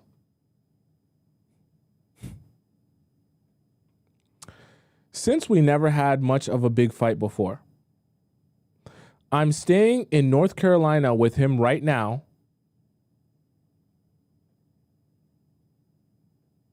But I miss the bond. He told me not to make men as my world. Thank you. Your videos helped me a lot. I don't think my videos helped you at all. I actually don't think my videos have helped you at all. In fact, if you've been getting this from my videos, I think you should stop watching me because I don't think that I'm sending you the right message if this is how you're going about your relationships. I really don't. I'm not sure. Okay. Let me answer your question very straightforward. You should never speak to him again, okay? And because I know you won't do it of your own volition, I'm telling you to block him, okay? Block him. Block his Instagram, block his TikTok, block his Snapchat. Listen to all the things I'm saying. Block his WhatsApp, right? Block his Telegram if you use Telegram. Block his number, right? Then you're going to go into your phone and you're going to delete his actual contact out of your phone. Very important. Then you're going to go into your Photos app. You're going to go through all your photos and videos that you have with him. You're going to delete all of those, right? Then you're going to go into your recently deleted. You're going to delete all of those photos and videos. Then you're going to go back to your Photos app. You're going to go through all the screenshots you have of conversation with him on any app, on any platform. You're going to delete those off of your phone. Then you're going to go into your recently deleted and delete those again. You're going to go into your Snapchat. You're going to delete all your Snapchat memories with him if you have any in there. You're going to go to your Google Photos. If you have any stored or anything in the cloud, delete those from there as well. You're going to go into your house, your place, your apartment, whatever you want to call it. You're going to take all the clothing items that he either possessed, worn, has left at your place. You're going to take them. You're going to put them in a trash bin. Any snacks, toothbrush, socks, underwear, anything like that, put it in the trash bag. You're going to take all of that stuff to a public trash bin that is not in your house, not in your apartment, and not close to your building. You're going to put all of those items in that public trash bin, and then you're going to come back to your house, okay? Then you're going to go back on, then you're going to go onto your computer. You're going to delete any photos or videos or anything pertaining to him off of your computer as well, so there is no remnants left of him. Then if he tries to contact you through a friend, right, you're going to ignore him. In fact, this is what you're going to do. I'm going to make your life very easy. You're going to tell all of your close friends and family members that you never want to speak to him again. And if he tries to contact you in any way, shape, or form for any sort of emergency, you do not want them to relay the message to you at all. Okay? That way, if he ever tries to contact any of your friends or send a message through a friend, it doesn't get to you, right? And I want you to do exactly what I just told you to do. That way you don't have to be confused about what needs to be done. And if he tries to contact you from any other phone number, you don't respond. It doesn't matter whether he says he's losing his last breath and he can't breathe and he needs your help, okay? I don't care whether he says he's on the edge of a cliff, right? No matter what he says, you do not answer. If you see him message you and he says, oh, this is so-and-so, you'll block that number. Delete it. Get rid of it. Don't respond to it. Okay? I think I covered everything here. That's exactly what you do in this situation. For no reason whatsoever do you contact him ever again. Let him go deal with God and his situation with God and building his relationship with God. Clearly, God has brought him so much enlightenment as it relates to you and his relationship with you. So let him continue to have his enlightenment on his own without wasting your time or wasting your life away. Okay? Or stretching your booty hole. Okay? Then your booty hole can hopefully return to its normal size and you can move your life on and build healthy relationships with yourself and also healthy relationships with people who don't just want to stretch your booty out and then talk about how God made them do it. Okay?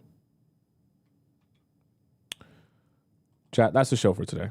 I can't do any more of these questions. For those of you who have a question for me, you can send your question into our relationship advice forum, or you can send it into our premium Discord if you want to skip the line. Or you can send me a private question. Those links are in my bio on TikTok or in my description on YouTube, okay? For those of you who are on TikTok and you want to follow me on Instagram, my Instagram is just Tomisin_Tubbs. It's on the top left corner of the screen there. For those of you who are on YouTube and you want to follow me on Instagram, it's the link in my description there to follow me on Instagram, okay? For those of you who are on TikTok and you want to rewatch the show because you missed parts of it or you came late, my YouTube is Tomisin Atobatele. I'm live on YouTube at the same time as TikTok. You can go onto my YouTube page, just type in my first name, Tomisin, go into the live section, and then you'll be able to see this live stream and all the other live streams I've done since the beginning of time, okay? You'll have the YouTube and the TikTok chat embedded in the live stream, so you won't be able to miss any of the conversation that we're having here on the show. I'm here every weekday, Monday to Friday at 4 p.m. Eastern Standard Time. Someone just asked us this daily, 4 p.m. Eastern Standard Time every weekday. Okay. So Monday to Friday. So I'm going to be here tomorrow at 4 p.m. EST. You got to figure out what time that is in your time zone. Yeah. Right. I'm going to go recover my mental health here, and have a meal. Just relax my mind. I need like a massage. I need to go to a spa after this. And I'll see you guys tomorrow at 4 p.m. Eastern Standard Time, all right? Until we meet again, goodbye for now. Arrivederci, au revoir, hasta la vista, sayonara, ciao, salam, bon voyage. And I'll see you again tomorrow at 4 p.m. Eastern Standard Time. Nicole donates $5. She said, we all love you. Thanks for hanging in there today, Tomisin. Thank you, Nicole, and all the rest of you for hanging in there with me in that message. I need to like take a bath. I need to take a bubble bath, all right? I'm going to go take a bubble bath, right? Very good one. I'll see you guys tomorrow, 4 p.m. Eastern Standard Time. Okay, I love you.